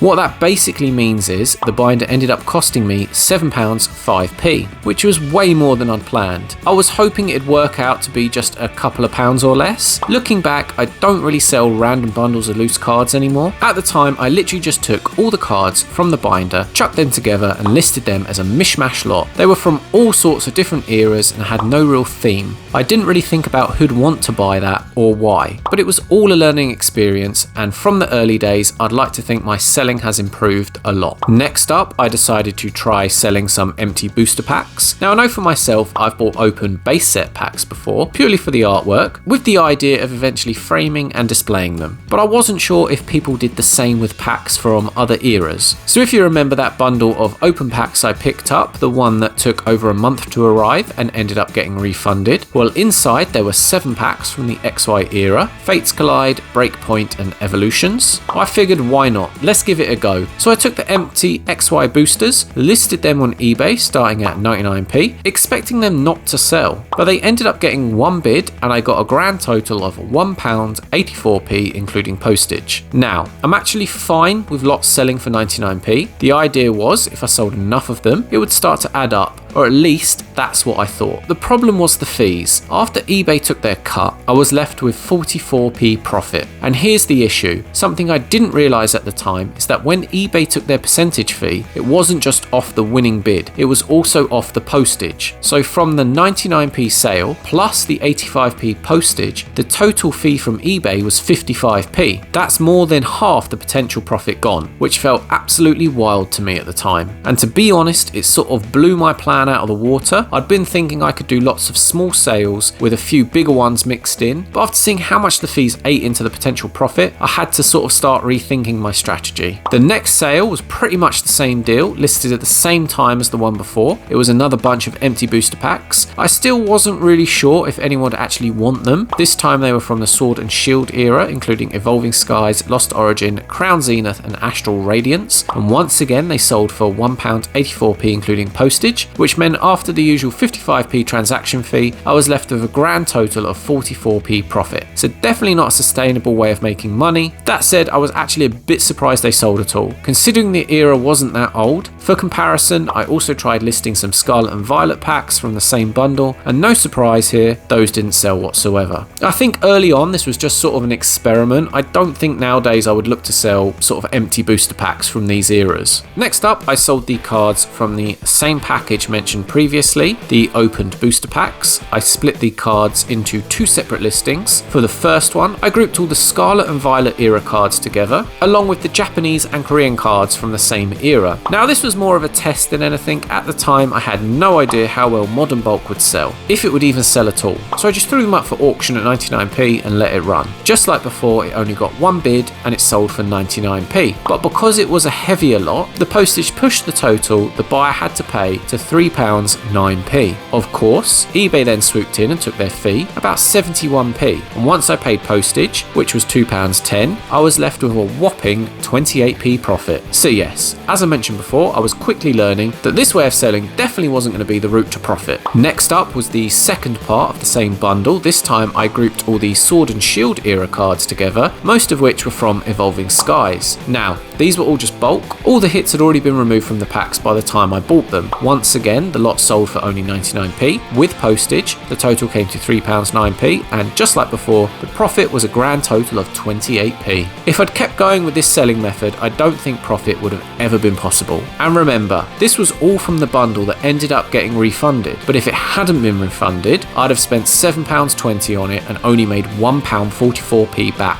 from sales. To be fair, it wasn't really a purchase I made with profit in mind. I was more experimenting and learning about modern cards, but still, it's pretty brutal. Next up, we've got another bundle of modern cards, this time from the Paldean Fates set. These came in that delightfully blue Vortex binder, which I bought for £12.88p including postage. Like I mentioned before, I mainly picked this one up for the binder, so the plan was to cover as much of the cost as possible by selling the cards separately. I listed them as a loose bundle, and luckily this time there were actually a couple of decent pulls in there, like the Wog Trio and Palafin. That definitely helped, and the lot ended up selling for £10, 10p including postage. After fees of £1.65p and paying for postage, profit came out to £6.35p, which, compared to the 28p profits from earlier sales, feels like a massive step up.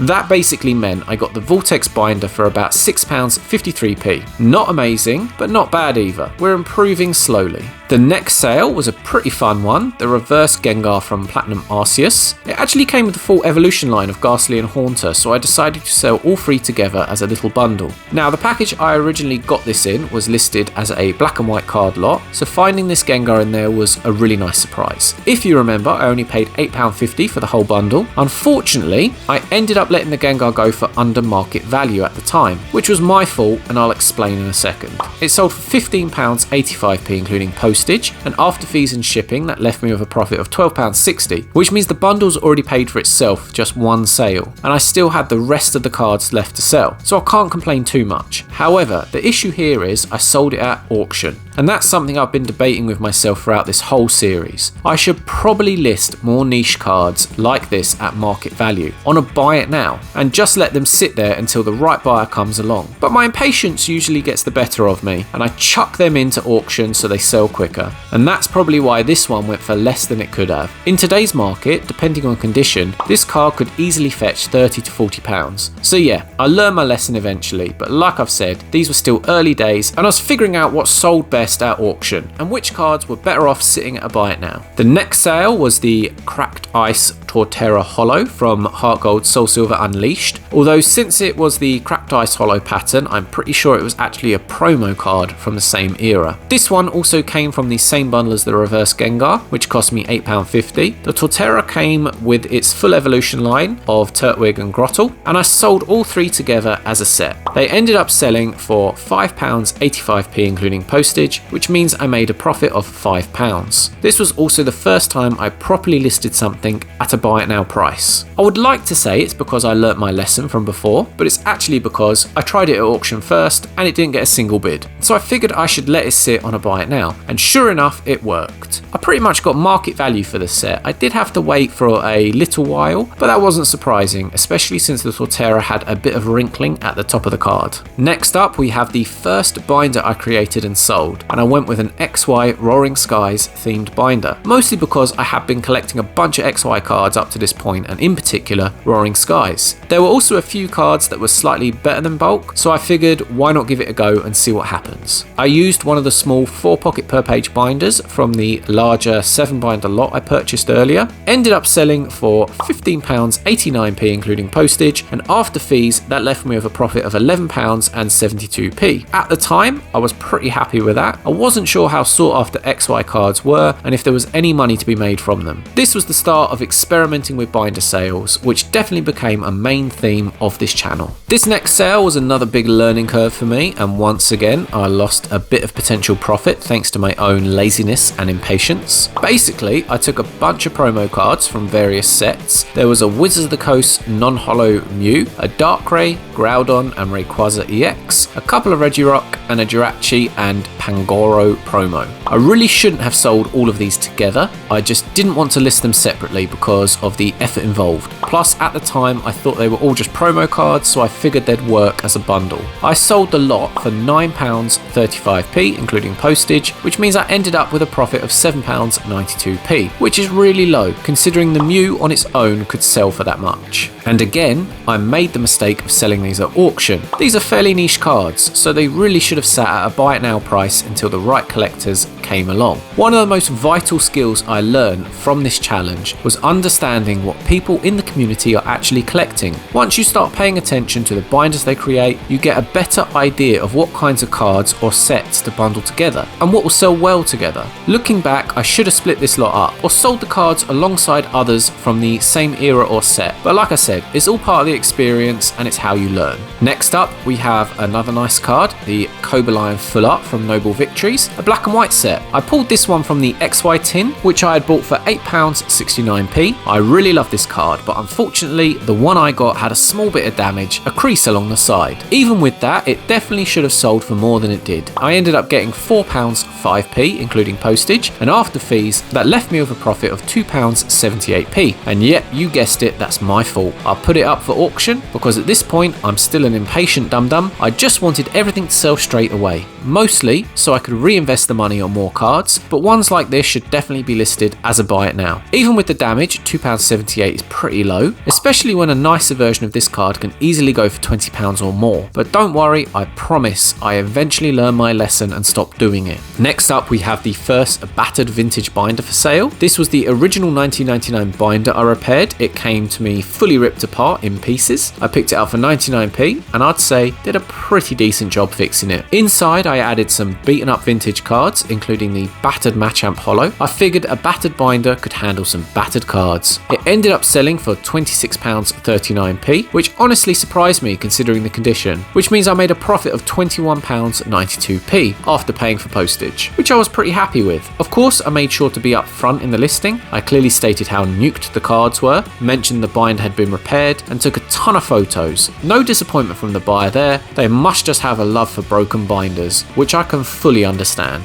The next sale was a vintage Yu-Gi-Oh card binder from the set of 7 binders I had. This one was from around the year 2003 and it was an official Ultra Pro product, which is surprising because the artwork on the front gives definite Microsoft Paint vibes. I'm not sure whose idea it was to use what looks like a derpy fan art, but I love it. Compared to the other binders in the lot, this one was actually really clean, with very little damage. I didn't really want to put Pokemon cards in it, but I was curious if it had any value. After all, empty vintage Pokemon binders can sell pretty well. Turns out, not so much. It sold for £5.69p, including postage, and after fees, the profit was just £1.94p. Lesson learned, I probably should have just put Pokemon cards in it. Next up, we have one of the first edition Brock Sandshrew from Gym Heroes. This one was graded a 6. If you remember, I only paid 99p for it and actually got 2 more in a set of 3, which I decided to keep. Since the 6 was a duplicate and a lower grade, I figured I'd sell it. All 3 slabs, including postage, cost me £13.69p. I managed to sell this one on its own £12.60p. So almost the same as what all 3 cost me. After subtracting postage and fees, that left a profit of £8.54p, and if my awesome math skills are correct, that's definitely better than 99p. This was another auction sale, so I might have actually gotten even more if I'd been patient and listed it as a buy it now. Next up, we had a bunch of what I'm calling extras, basically all the dice, coins, counters and dividers you get as filler in the sealed products like ETBs. I pulled these from the large bulk bundle I purchased, the one that was over 2 kg in cards. Honestly, I had no idea what to do with any of this stuff and wasn't sure if anyone would even want it. So I just threw it up for auction at a low starting price and it ended up selling for £5.38p, which leaves me with a profit of £1.99p, which seems like a lot for a bunch of filler, though if you actually play the TCG, it's probably all very useful. Personally, I just wanted to get rid of it. If I'd known someone who wanted it, I'd have probably just given it away for free. So I'll happily take £1.99 all day long. Next up, we have a part complete bundle of the McDonald's Match Battle 2023 promo cards. I got these randomly along with a bunch of Wizards of the Coast holo cards. The set has about 15 cards and I had 13 of them, plus a bunch of duplicates. As I've said before, McDonald's promo cards can be fairly collectible, but these were only a year old when I sold them, and it's really the older ones that tend to hold more value. I ended up getting £3.54p, including postage, which left me with a profit of £1.99p. Not spectacular, but every little helps. And like I said, I mostly bought the bundle for the vintage holos. These McDonald's cards were just a small bonus included.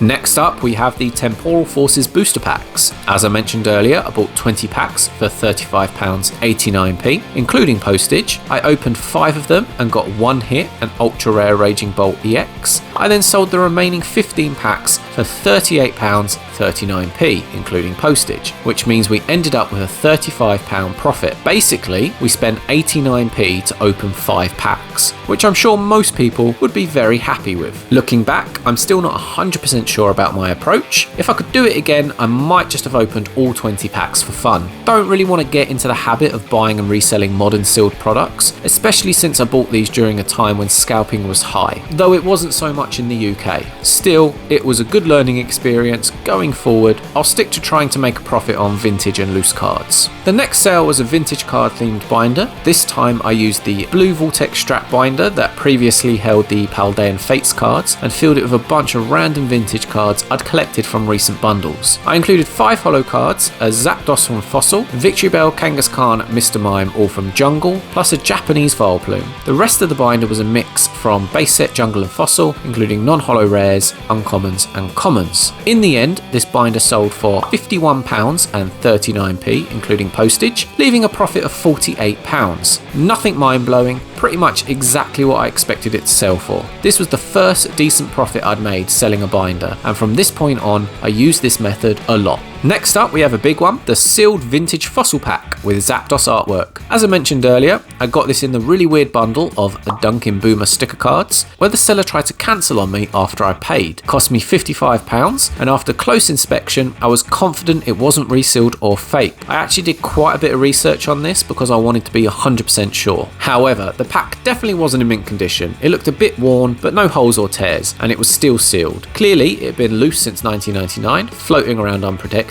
Because of that, I thought it was probably only worth around £90, and considering what I'd spent, I would have been happy with that. When it eventually sold though, it went for £140.70p. After postage, that left a profit of £138, which I honestly wasn't expecting at all. I made sure to be super clear in the listing about the condition, took loads of photos, and even weighed it, which I'm pretty sure came out on the lighter side. I even included a picture of it on the scale in the listing, just for full transparency. I think the Zapdos Boss artwork really helped it sell, and mint packs today can go for £190 or more, so I think the final sale price was pretty fair. I don't mind selling vintage sealed packs. I loved owning it for a short period, but I'm not a sealed collector and I probably would have eventually caved and opened it, which would have destroyed its value. So it was definitely best to sell it when I did. Who wants some Duncan Bloomer stickers? Yes, the next sale was those sticker cards and a bubblegum booster pack that came with the sealed fossil pack. Honestly, it didn't really matter what these sold for. The fossil pack was clearly doing all the heavy lifting, but I thought it'd be interesting to see if there was any market for them. Everything is collectible to the right person, it just depends if that person actually finds your listing. Most of the stickers were in poor condition, even the sealed bubblegum pack had a bit of damage on the corner. In the end, we sold the lot for £9.65p, which after postage left a profit of £8. They did sit on a buy it now for a while before shifting. I had no idea what they were worth, so I initially listed them for £15 just to gauge an interest. Over a few weeks, I kept lowering the price until they finally sold, so I'm happy with £8 profit. Next up, we have the Slowpoke and Psyduck GX from Unified Minds. I picked this one up in the Pikachu binder full of fakes, which I got for £7.50. The card itself is pretty battered. It has a big crease on one side and some major cornering issues. I honestly had no idea how much this would sell for. A mint condition version is really valuable, but who knows if anyone would want it in this state. I ended up putting it up for auction starting at 99p, just happy if it sold at all. In the end, it went for £5.65p, giving a profit of £4 after postage. I'm really happy with that. It shows just how popular this card is. Even in this condition, it can fetch a higher price than most mint condition GX cards. I guess if you want it for a binder and you don't have £50 to spend, it's a pretty decent compromise. Next up, we have the Flareon VMAX from Evolving Skies, which I found in the same Pikachu binder full of fakes. This one was a bit weird. The card seemed to have some damage on Flareon's face, like part of the texture was missing. I wasn't sure if it counted as a misprint, so I turned to the most trusted source on the topic, Reddit. Specifically, are Pokemon misprints. The consensus? Flareon was apparently just suffering from some dry skin and needed some moisturiser. With no clearer answer, I sold the card on eBay, making sure to highlight the damage in the photos and the description, so the buyers could make up their own minds. It ended up selling for £9.60p on a buy it now, which, after postage and fees, left a £6 profit, pretty much market price, so the damage didn't seem to affect the value at all, which is always nice. Next up, we have the Vaporeon V, a Sword and Shield promo card. I got this one in the Pikachu binder along with the Flareon we just looked at. I wasn't sure whether to sell it separately or add it to a binder, but I decided to put it on a buy it now and see what happened. This was around the time Prismatic had just dropped and evolutions were going a bit crazy, so I didn't know if it would help it sell at all. In the end, it sold for £4.71p, which after postage and fees left a £3 profit. Another small win, every little helps. Next, I created a black and white themed binder. I grabbed the cards I had collected from this era and put them into one of the 4 pocket per page binders. The binder included a few holo and reverse cards, but mostly just uncommons and commons. Nothing crazy, but it ended up selling for a really good price. We sold it for £28.70p, which after postage gave a £26 profit. This was another experiment as I wasn't sure how sought after black and white cards would be. I hadn't personally spent much on these cards. In fact, I think about 90% of the cards for this binder came from the black and white bundle I purchased for £8.50p. So taking those loose cards, moving them into a binder and getting £26 for them felt like a pretty big win.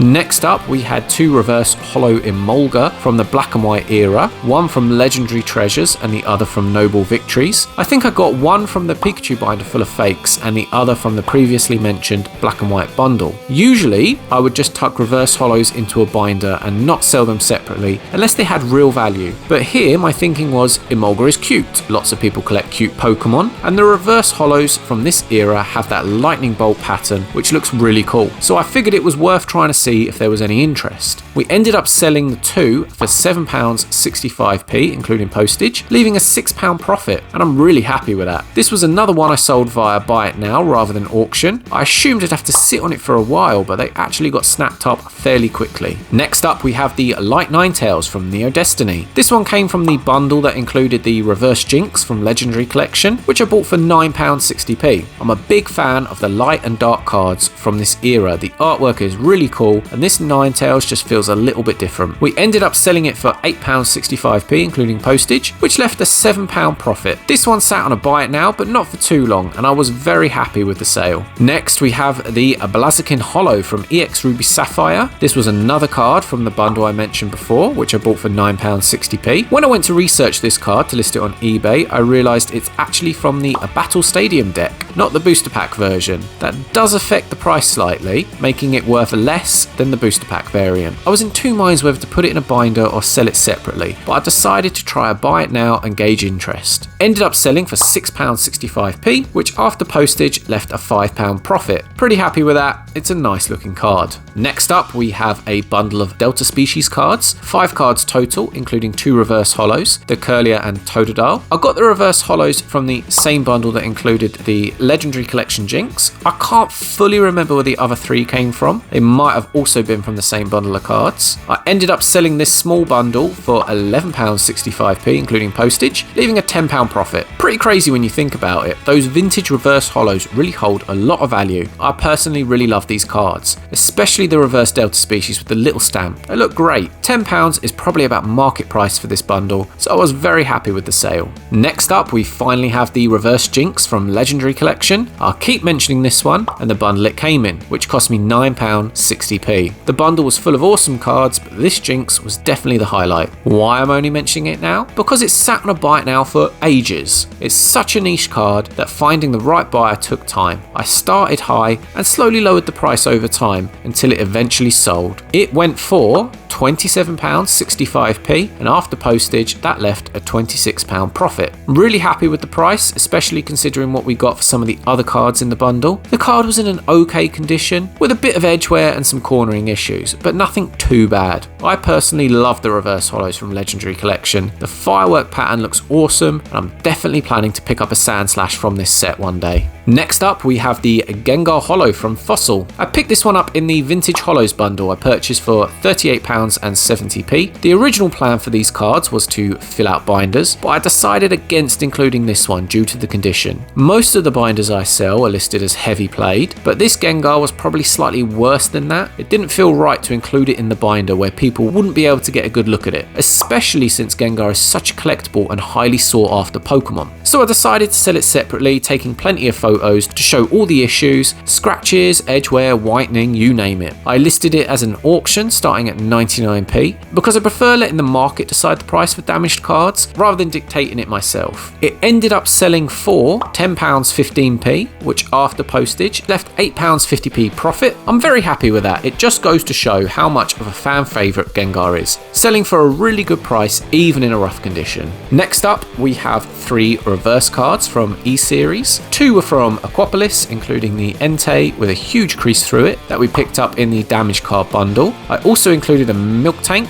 and randomly a Zigzagoon from EX Sandstorm, just to bulk out the bundle a bit. Basically, I wanted to see if the Entei would sell in that condition, but figured it'd be best to sweeten the deal with a couple of extra cards. As usual with damaged cards, I put the bundle on auction starting at 99p, letting the market dictate price. I took lots of photos and made it very clear in the title and description that the cards were damaged. Ended up selling for £5, which after postage left a £3 profit, and I'll take that all day long. The next sale is the Holo Meganium from Neo Genesis. This was from the previously mentioned bundle, the one full of battered cards I bought without really reading the description. I spent £16.55p, including postage, on the bundle, and this Meganium was the best hope of clawing some of that back. It was easily the best condition card from the lot, with just a small crease on one corner and some general whitening. In nice condition, this card can go for around £30, so I was hopeful it would help us here. In the end, it sold for £13.15p, which after postage left a profit of £11.50p. I'm super happy with that. It reduced the cost of the bundle by a large chunk, and there are still a few cards left in it I can use, like the Lapras and the Machamp. So fingers crossed it wasn't such a bad purchase after all. I think so far during this series, I've maybe inadvertently shown that there's still a big market for heavy play cards. Not everyone can afford mint condition condition, but people still want legit cards for binders or collections. It's really interesting to see. Next up, we have another vintage binder. This one came from the video where I opened the old Topps tin full of vintage cards, put them all in a binder and sold it to see if I could make a profit. If you've seen that video, you already know how it went, but as a reminder, the tin and cards cost me £35.95p, including postage, and we managed to sell the binder for £108.99p. After postage and fees, that left a profit of £104.99p, which is crazy money. It definitely sold for more than I would have been willing to pay for it myself, especially considering I didn't even include all the cards from the tin. As with all the binders I sell, I started the listing at 99p with no reserve, letting the market dictate the price. The whole point of this video was to show what I've been saying throughout the series. If you put a bunch of loose cards in a binder, they'll sell better than if you put them in a tin, especially vintage cards. It all comes down to presentation. It's easier to show all the cards in a binder and people want to know exactly what they're buying. This one gave a huge boost to our quest for profit. Next up, we have another binder. This time it was the Heart Gold and Soul Silver themed one. This sale came from a video where I opened a couple of packages full of Heart Gold and Soul Silver cards, put them in a binder to see if there was any market for them. As I keep saying, I'm a big fan of these cards. Unfortunately, I think I might be the only one. We used a 4-pocket per page binder with around 80 cards and it ended up selling for £20.75p. After postage and fees, that left a profit of £18. It's not awful, but it's not amazing either. This is one of the rare times I feel like someone got a good deal and didn't overpay. I'd probably pay £18 for this binder. Maybe it's just my love for the cards, but I was hoping for a bit more. Nothing crazy, maybe closer to £30, but you can't win them all. I have no idea if this means the era doesn't resell well or if it was just a one-off, but I'm still buying these cards when I see them because apparently I never learn my lessons. And here we are again, about halfway through the sales. As I mentioned earlier, we started slowly, but I found my feet, figured out the way I like to sell, and things have started picking up. So let's take a look at the total so far. From sales, we have made £557.02p, which is about $751. If we add this profit to our previous loss, we are now at a total loss of minus £430.75p, or roughly $581. It's still not great, but it's definitely looking a lot better. And as I said, we're about halfway through, so if we keep selling at the same pace, we might even break even. But let's see if we can do better than that. Let me know in the comments if you changed your mind on whether we're going to make a profit or not, and let's get back to it. Next up, we have a Marnie Full Art from Sword and Shield base set. This was one of my favourite finds because it was so unexpected. I got it in the sketchy Pokeball binder full of fake cards, which I bought for £14. The card itself is in such a nice condition.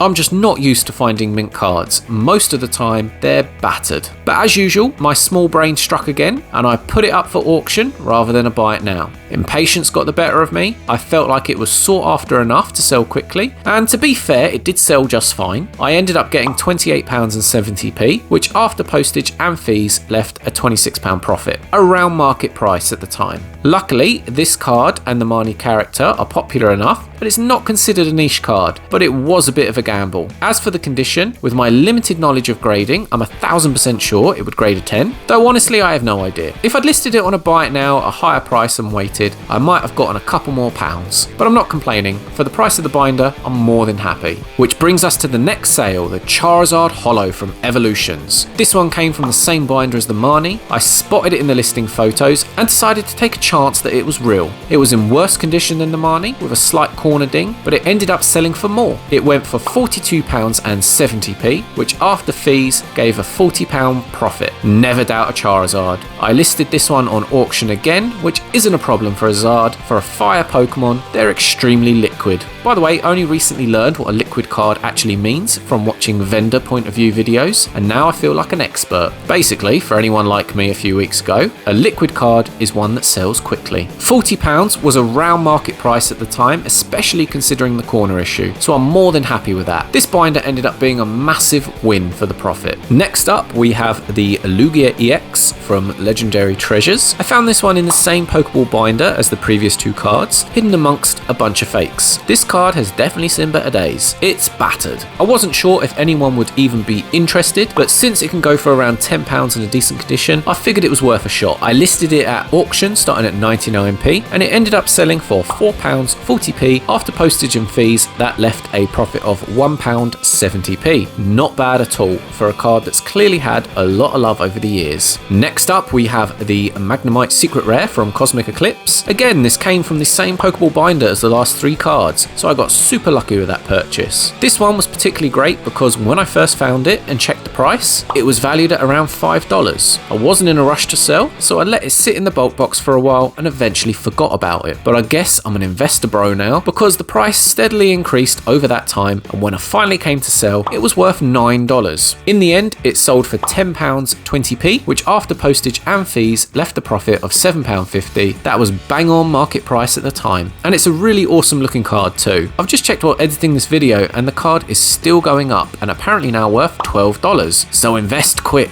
I don't know what I'm doing.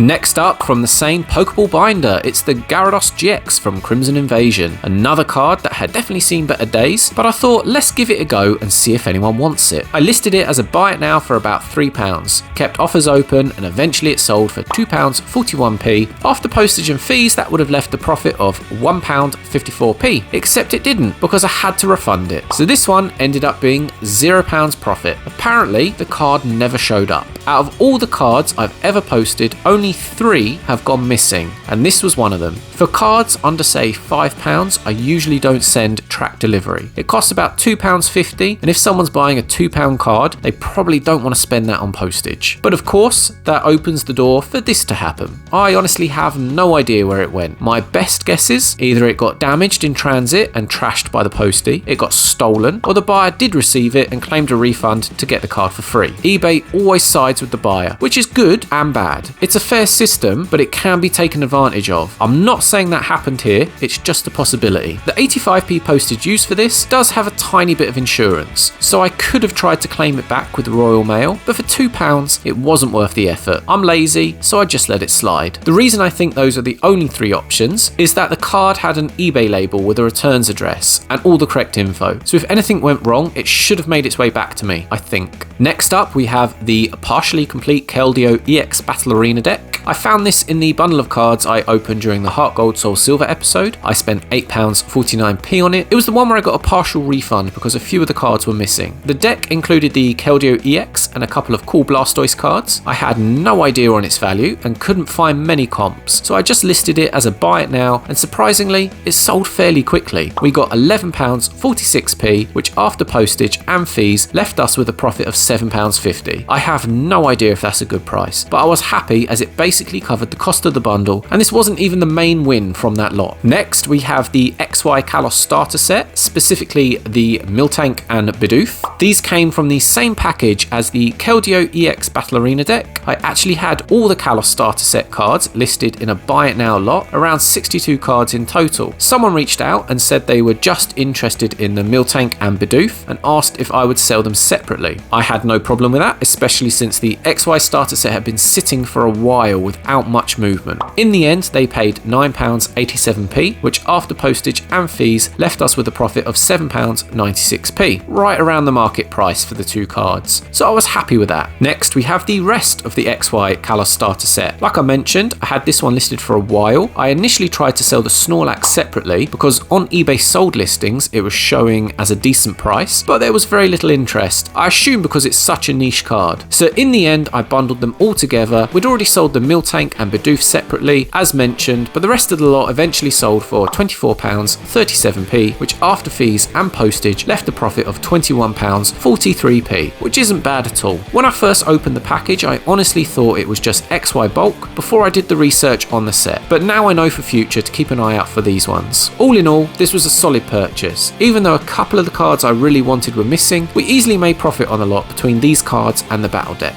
Next up, we have another battered vintage 1999 binder full of well-loved cards. This was from the second video where I repaired the original Ultra Pro vintage binder, then opened 3 packages of cards and filled it to try and sell it for profit. If you've watched that video, you already know how it went, but overall I spent about $31 creating this binder. In the end, we managed to sell it for £33.97, which after postage and fees left us with a profit of £29.15, or about $39. So a little bit of profit for that video. I just love doing these little mini challenges, repairing the binders, filling them with cards, and seeing if I can sell them for more than I paid. It's a lot of fun and an interesting little side quest in this overall profit and loss journey. Next up we have another binder, this one linked to the XY themed video. I wanted to see if there was any value in buying and selling XY era cards, so I took all the cards I'd collected from the era and added them all to one stacked binder. If you watched the video, you already know how it went, but we managed to make £58.97 from the sale, and after postage and fees we ended up with a profit of £53.19, and honestly it really surprised me. This was one of my best selling binders to date, and the fact it was XY, an era I had kind of written off as not very valuable, really opened my eyes. Lots of people still love and collect these cards. The binder did have some hit cards like breaks and EXs, but nothing super high value. For me, this video really showed that XY can still pull its weight. If you find a cheap bundle with some holo and reverse cards, it's definitely worth picking up. Next up we have another 1999 vintage binder in need of repair, filled with some lovely vintage cards. Yes, The Reckoning! Video number 3 in the repair and sell mini-series. I really wanted to make a decent profit on this one, since the previous binders had only just been edging into the green. This binder was in much better condition than the earlier ones and only needed a bit of gluing to get it back to a reasonable quality.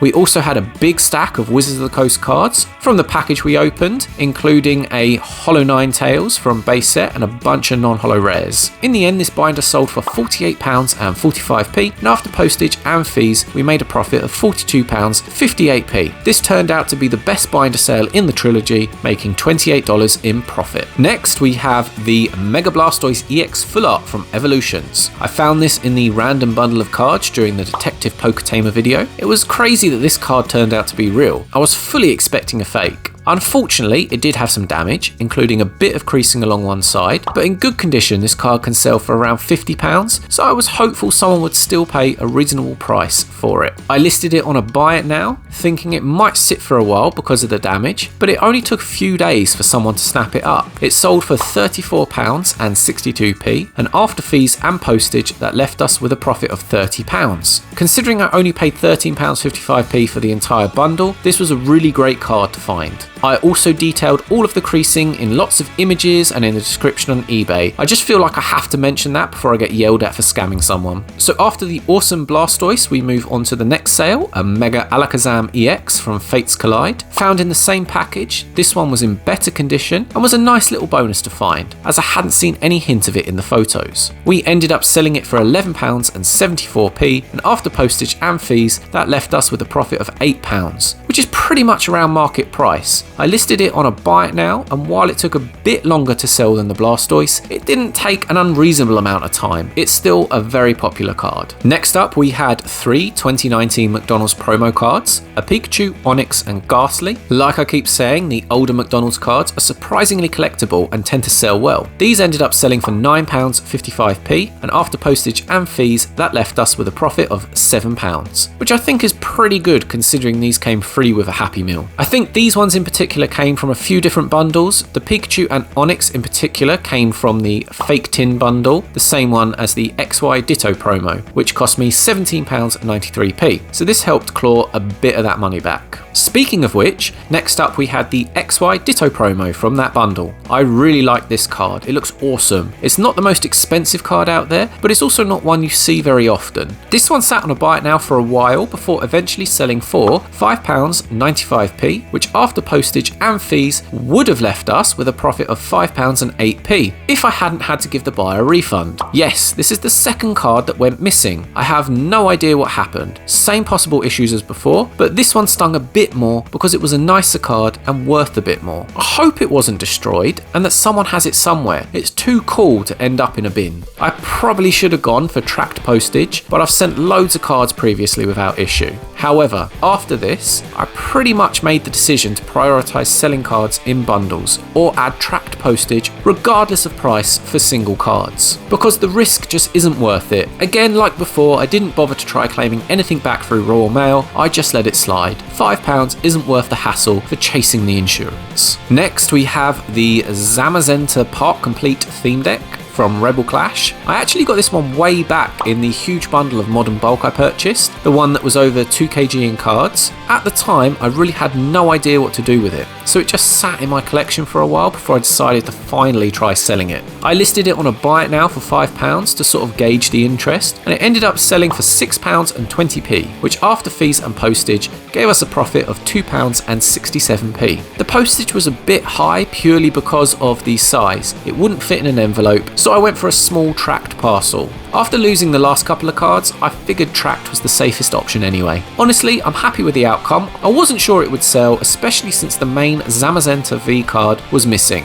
And to be honest, I still have no clue how good this set is in the TCG, but a small win is still a win. Next up, we have another themed binder, this time a vintage Team Rocket binder. I put this together using all the duplicate cards I had collected while trying to complete my own set throughout the series. I only used a small 4-pocket per page binder because I didn't have enough cards to fill a 9-pocket one. This binder has its own dedicated video, so some of you might already know what it sold for. It didn't include any holo cards, but it did have a few rare non-holos and a bunch of uncommons and commons. Initially, it sold for £66.98, which I thought was a tad high for a cool but not extraordinary binder. However, unexpectedly, the buyer requested a cancellation. I had never had this happen before, but I guess it's all part of selling and I wasn't too upset till I read their reason for cancelling, where they claimed they had found a better deal. That was annoying. Like I ranted about in the video, if you think the price is too high, just don't bid. No one's forcing you to buy Pokemon cards. Pay what you think it's worth. I also thought the price was a tad much, so I wouldn't have bid. Simple as that. It started at 99p, why bid it up to an amount you don't think it's worth? Only to cancel it and say you found a better deal. It's crazy logic. Anyway, I had to relist it for another 7-day auction, which was mildly irritating, and after all that, the second auction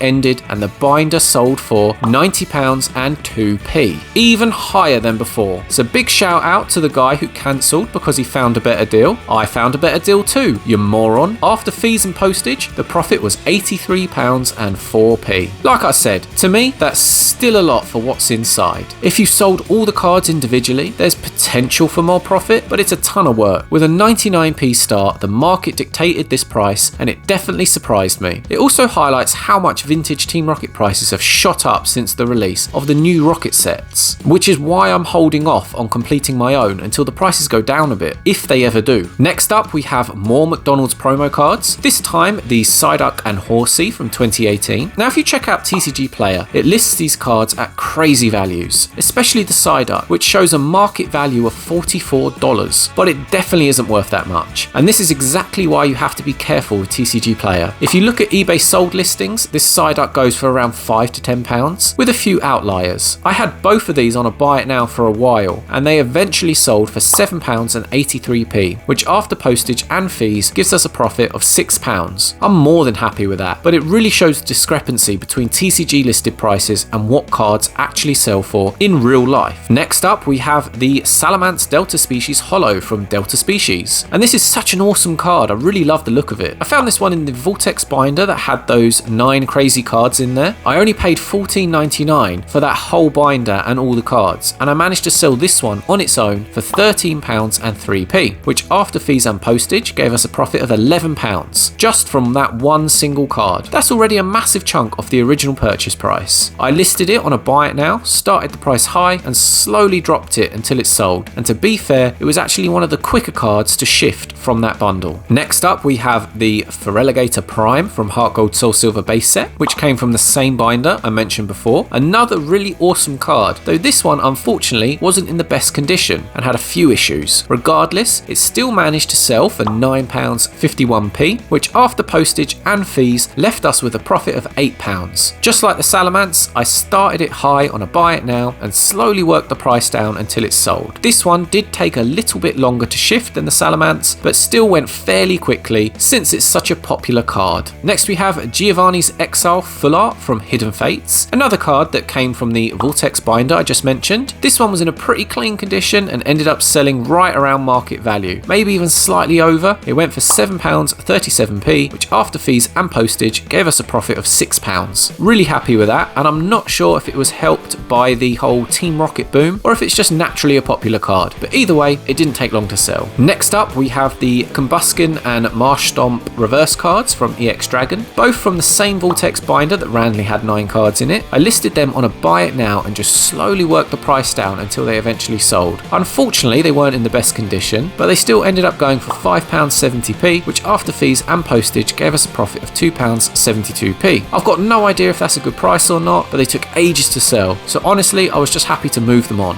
And like I say, with the condition being what it was, I couldn't really expect too much for them anyway. Next we have 7 McDonald's promo cards from the 2017 release, including Meowth, Alolan Diglett, Yungoos, Cosmog, Litten and 2 Poplio. These were all collected from various bundles over the course of the series, and I decided to sell them all together. They ended up going for £8.51p, which after fees and postage gave us a profit of £6. I had them listed on a buy it now and they didn't take long at all to get snapped up. I think the McDonald's promos are so popular just because they're like smaller sets and easier to complete, but whatever the reason, people really do be loving it.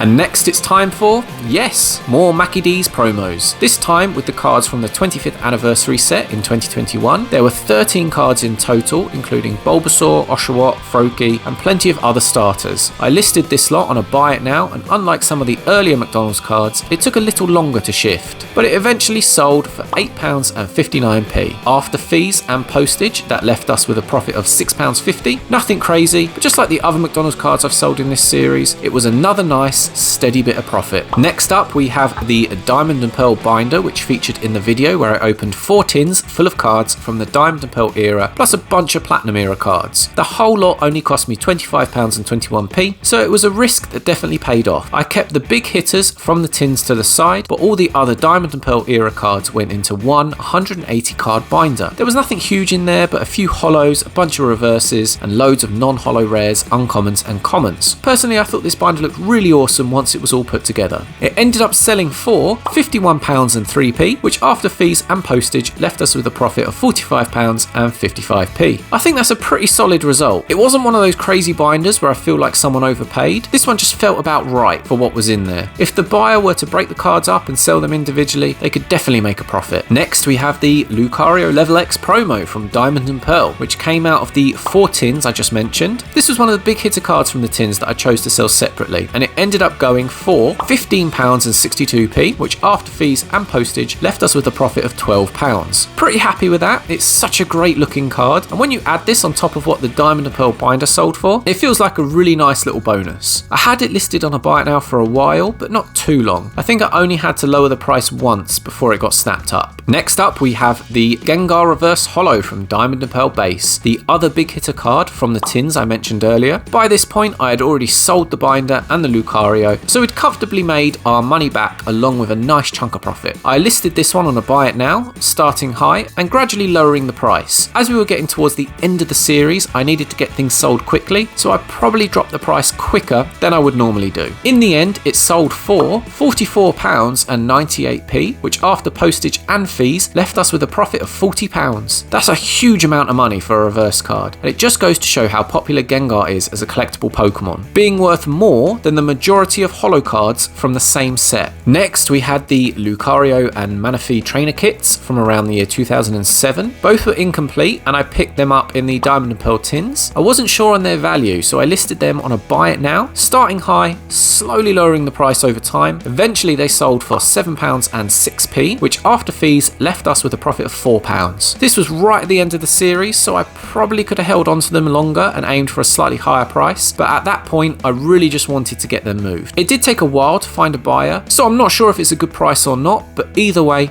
I'm happy with the final amount. This next one was a bit random. I had 3 Gengar from Rising Rivals in the same bundle and wasn't sure if it was worth selling them separately since their prices seem to vary a lot. I decided to give it a go, and even though the card isn't super expensive, I went with track delivery because of past experiences with missing cards. It just wasn't worth risking cheaper postage. In the end, this one sold for £5.45p, which after postage and fees should have left us with a profit of £2.50p, except it went missing. Even with tracking, the last update only showed item received and nothing after that, so I had to refund the buyer, which luckily wasn't a huge loss since it was one of the cheaper cards. If this had been a more expensive card, I would have been so annoyed. I haven't tried to claim the money back from Royal Mail again, but at the time, because this one took so long to sell, I had already decided to put the other 2 Gengar in binders instead of selling them individually. If I still had one floating around, I would have just sent it to the buyer as a replacement for free, because I know how frustrating it is to pay for something and never receive it. Which actually leads us on to a quick update. After filming for this video, I received a notification that this card had finally got delivered. However, the buyer still got their refund because it took so long. No idea what Royal Mail were doing with this, but I'm glad the buyer got their card eventually. Although they did leave me neutral feedback because it took so long. My first ever feedback that wasn't positive.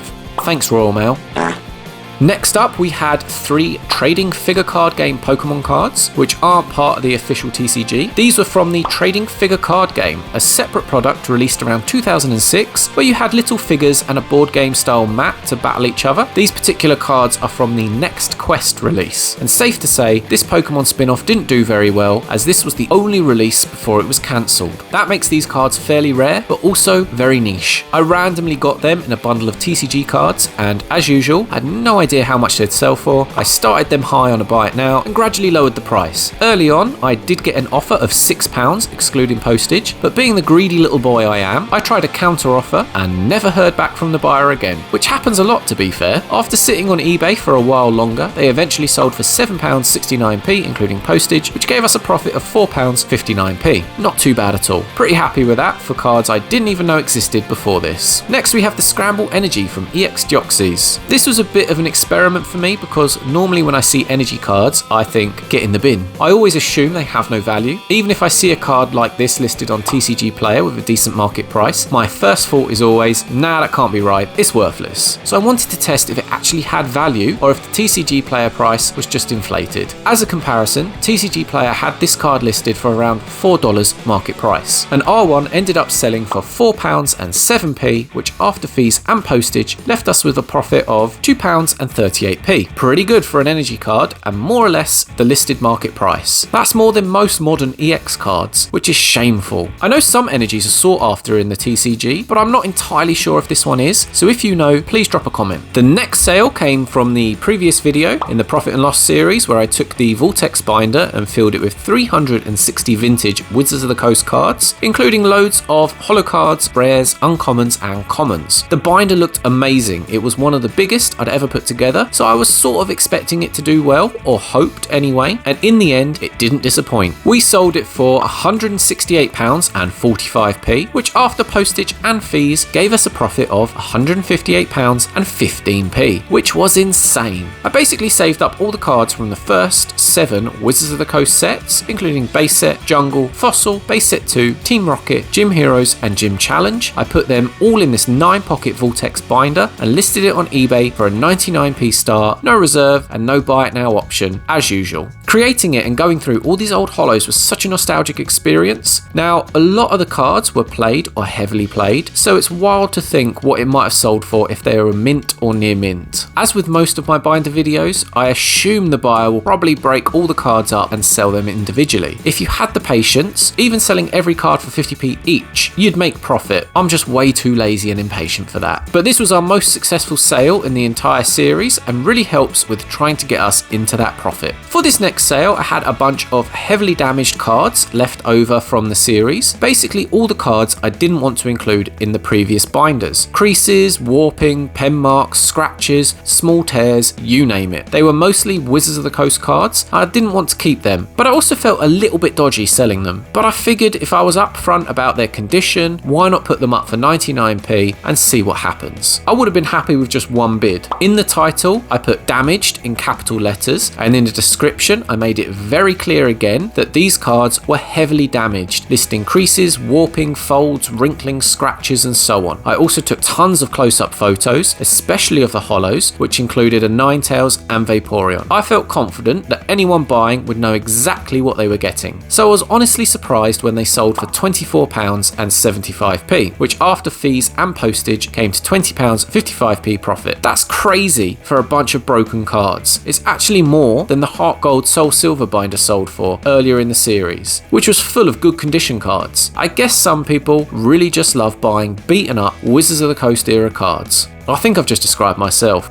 Moving on. Next up was another small experiment. I had 3 Radiant Collection cards, Savine, Ordino, and Curlier, all from Legendary Treasures. I wasn't sure about their value. I know some Radiant Collection cards can be collectible, but I thought it was worth trying to sell these ones separately as their own bundle. I put them up for auction starting at 99p, and they ended up selling for £4.79. After fees and postage, it left a profit of £1.87. Not bad, but probably a bit under market value for what these are worth. They're pretty niche, and honestly, they'd probably get lost in a binder since the holo pattern is subtle, only really shows in certain light. An argument can be made that these should have been on a buy it now and sat for a while for the right buyer, but as I'm now reaching the end of the series, I was just trying to make quick sales to get everything sold before this final video. Next up, we have 3 Black Star promo cards from the Black and White era. We have Riolu, Zekrom, and Zoroark. Like before, this was a bit of an experiment to see if they had any standalone value instead of just putting them in a binder. I started the bidding at 99p and the auction ended up at £3.39. After fees and postage, that left us with just 99p profit. Yep, they only got one bid. If it hadn't been so close to the end of the series, I probably would have put these on a buy it now too, and probably got a bit more since they're pretty niche. But I was in full fire sale mode at this point, and I just wanted to clear stuff out, so they definitely sold under market price. Now at this point in the series, I needed to start clearing out the unholy amount of modern bulk I had collected, and I wasn't sure exactly how to tackle that, so I decided to separate the cards by sets and eras, which made the most sense to me. I then packed as many as I could fit into a tin. It was around 500 cards, and sold the tin. I had a bunch of tins left over from packages across this series, so it worked out perfectly. For the next bundle, I did this with a huge bulk lot of Evolving Skies. I'd collected a lot of this set over the series. There wasn't anything you'd call a hit in there, but there were a few reverse holo and holo cards. I started it at auction for 99p and it ended up selling for £7.59 after postage and fees. That left us with a profit of £3.86, which I was happy with since I just wanted to clear out the bulk and free up some space. Next up, we have another bulk bundle, this time from the Sun and Moon era. Even though it's bulk, Sun and Moon is getting a bit older now, having been released back in 2017. There are also a few cards in this tin that could be considered better than typical bulk. We had a Tapu Fini GX, a reverse metal frying pan with a Pokemon League stamp, and a Decidueye reverse, also with a Pokemon League stamp. None of these were worth a fortune, but definitely better than average bulk. On top of that, there are a bunch of reverse cards, and I packed it all into a tin, coming out at roughly 500 cards total. I listed this on auction starting at 99p, and it ended up selling for £26.93 after postage and fees. That gave us a profit of £21.99, which I was very happy with considering I thought of it as bulk.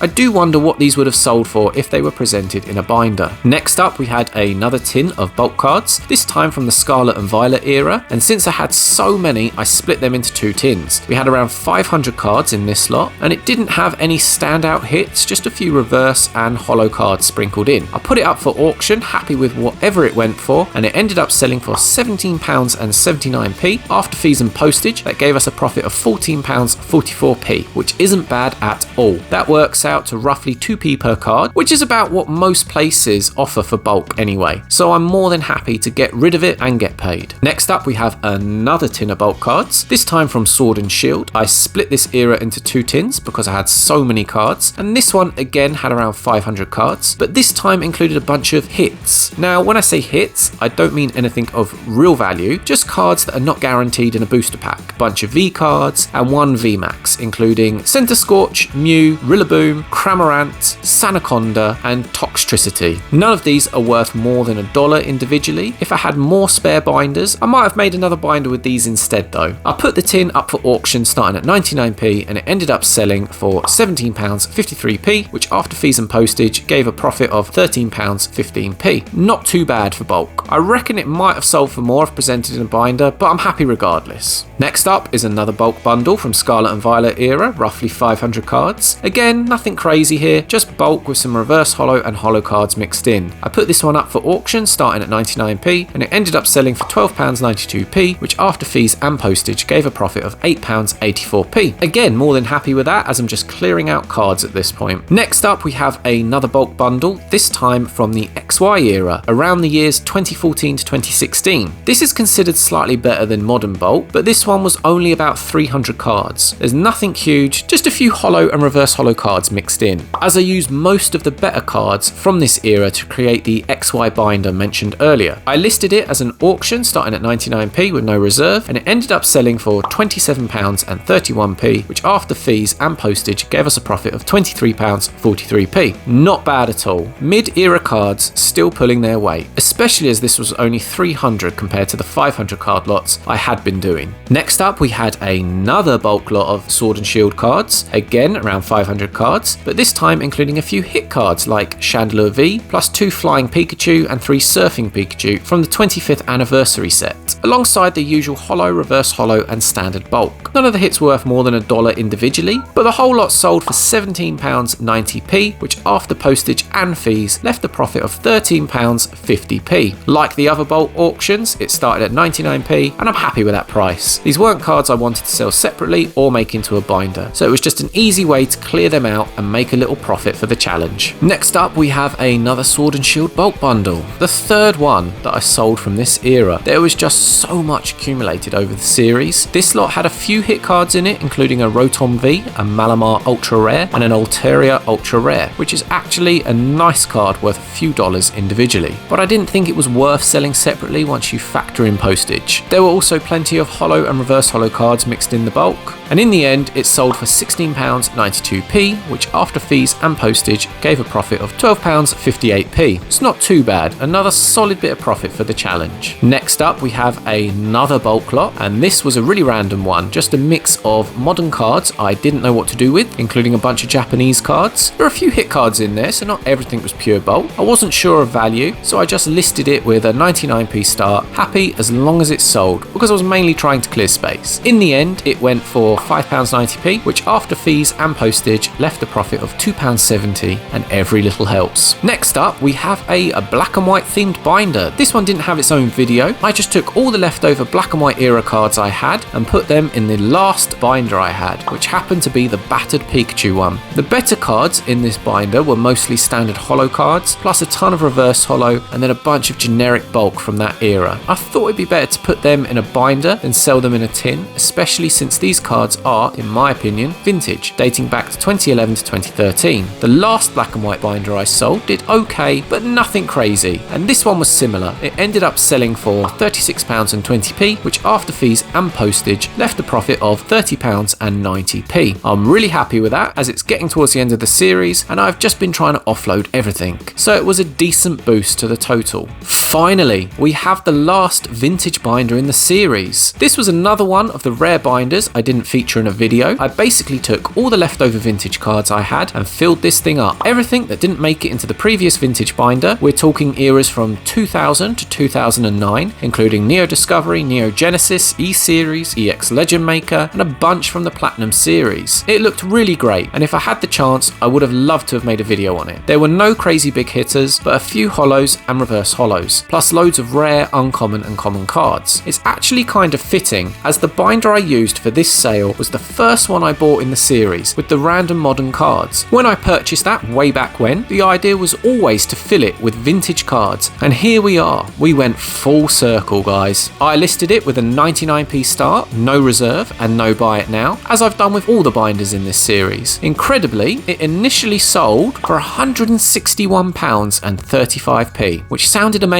amazing. But then I checked the winning bidder and saw they had a negative number next to their name. I mean, what even is that? I've never seen that before on eBay, but it means they only had negative feedback. I knew trouble was coming, and sure enough, 20 minutes later, they requested to cancel the order, citing an incorrect address. Now that's a pretty weak reason, because addresses can be updated, but I didn't want to touch this buyer, as they are likely just a troll or scammer, so I accepted the cancellation and relisted the binder. This raises the question though, should people with this much negative feedback be allowed to bid on high value items? At that point, it feels like eBay is just allowing scammers or trolls into the system. Surely, they should have their account banned or shadow banned or something. Anyway, forgetting that loser, after another 7 days passed, the binder sold for a second time, this time for £140 and 36p, which after fees and postage left us with a profit of £131 and 16p. It's less than the original winning bid, and unfortunately less than the second highest bid from the last auction too, but at least this buyer actually paid, and it's still a crazy amount of money, so I'm super happy with the sale. And this is another strong argument for why you should sell loose cards in binders. Throughout this entire series, I've pushed that idea, and I don't think it's ever let me down. I can't really speak for modern, but 100% it works for vintage cards. If you have a bunch of vintage bulk, stick them in a binder, it sells way better than loose cards or a tin. And on that note, we have finally reached the end of the sales. A momentous occasion, and that's it for Series 1 of Profit or Loss. Obviously, the main goal was to make a profit, but regardless of the outcome, I've had so much fun with this series. I've learned a ton and met some really awesome people along the way. When I set out over a year ago to document my journey of buying and selling cards, I had no idea what I was doing, and still don't really, but one of the main reasons I did it was to share the experience with others and create a community of people doing the same thing. So I'm definitely up for doing a series 2 if you guys want to watch, but before we get ahead of ourselves, let's find out if we actually made a profit. So I can now reveal that in series 1 of Profit or Loss, we made a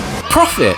£549 and 82p to be exact, which is about $742. Just take a second to be impressed by my immense wealth. Honestly, it's a lot more than I thought we would make, especially with us only making 20p profit for the first few sales. I definitely became a better seller and buyer as the series went on, and gained a bunch of experience just by having fun and learning from my mistakes. Now, it hasn't all been about the money. I've also collected a bunch of stuff for my own personal collection. We've got all the Sand/Slabs that I mentioned previously, Japanese Fossil PSA 10, First Edition Fossil PSA 10, Topps PSA 7, Heart Gold Soul Silver PSA 10, Cardass PSA 9, and another Cardass PSA 9, which will all stay with me forever. Then we have the 2 Sandshrew slabs, both from Gym Heroes and both A7s. We then have the First Edition Vortex binder, which now houses my vintage collection, some Wizards of the Coast Blackstar promo cards, starting off that collection, and even a part complete Team Rocket set that I'll be working on in the future. I have no idea how much all this is worth, and I could comp it, but since I don't plan on selling, it doesn't matter. I basically got it all for free, plus £550. And yes, you might be thinking, why didn't I just complete the Team Rocket set? I would still be in profit, and I did consider it, but honestly, the fun is in collecting. I don't want to just buy all the singles to complete the set. I might as well have just bought a completed one straight away on eBay. I enjoy the hunt and the thrill of the chase. I'll still work on completing the set, grabbing deals when I see them, because that's part of the fun. Sometimes it's about the memories behind each card, like the Raichu card that was a Father's Day gift from my daughters, or even to a lesser extent, some of these cards just remind me of the cool bundles I picked up and the joy of opening them. Pokemon for me is largely nostalgia, and I want to keep that feeling going as I continue collecting. Also, I can't spend all the profit on Team Rocket cards anyway, because I've already spent it. I've started stockpiling for a potential Series 2, plus a few smaller challenges I've had ideas for, so stay tuned for those. Another reason I wanted to do this challenge was to show that anyone can do it. I am definitely not a Pokemon expert, as most of you can probably tell from my videos, but that doesn't make it any less fun. I know what I know, and there are huge gaps in my knowledge, but I'm learning as we move forward. If I can do it, so can you. Pokemon can be an expensive hobby, and for many, it's hard to spend your income on cardboard instead of important life expenses. But it can be done. I guess I just wanted to prove that you can collect and have fun on a budget. As I said, everything you see in front of you, technically, didn't cost me a penny. Just start small and build your way up. But buy from the eras you're knowledgeable on, look for deals, and only spend what you're comfortable with. I only spent over £50 one time during the whole of this series, and nearly 80% of all of my purchases were under £20. You haven't got to be a whale splashing the cash, buying huge collections, just be smart with it. This is proof that anyone can collect in today's market, although I should say this is all based in the UK and other countries and markets might be different. Okay, enough motivation for now. Don't worry, I'm not going to start selling any online seminars. In fact, I think I've built you all up too much. So let's deflate that ego a bit and encourage you useless nerds to subscribe, hit the buttons, or get a noogie, losers. Speaking of losers, let's thank our awesome members. Seriously, love you guys. You've supported the series and been integral to helping this channel grow. So a massive shout out to Richard, Maple, Simply Dean, Kalen, Papa Prof, J-Jo, Avur, and Car. You absolute legends. I've had great fun making these videos and interacting with you all. Genuinely, let me know if you want to see a season 2, as knowing you guys want to see it will give me a kick up the bum to get it done quicker. In the meantime, I've got a bunch of ideas for one-off challenges and information videos based around buying and selling cards, which I'll be working on over the next few weeks. Also, if anyone has watched this video from the start all the way to the finish, then let me know, because that's pretty amazing. I mean, this has been longer than most films, and as you can tell, I've been slowly losing my voice over the course of recording this. So a massive thank you to everyone who's watched this, and I hope to see you all in the next one. Cheers guys!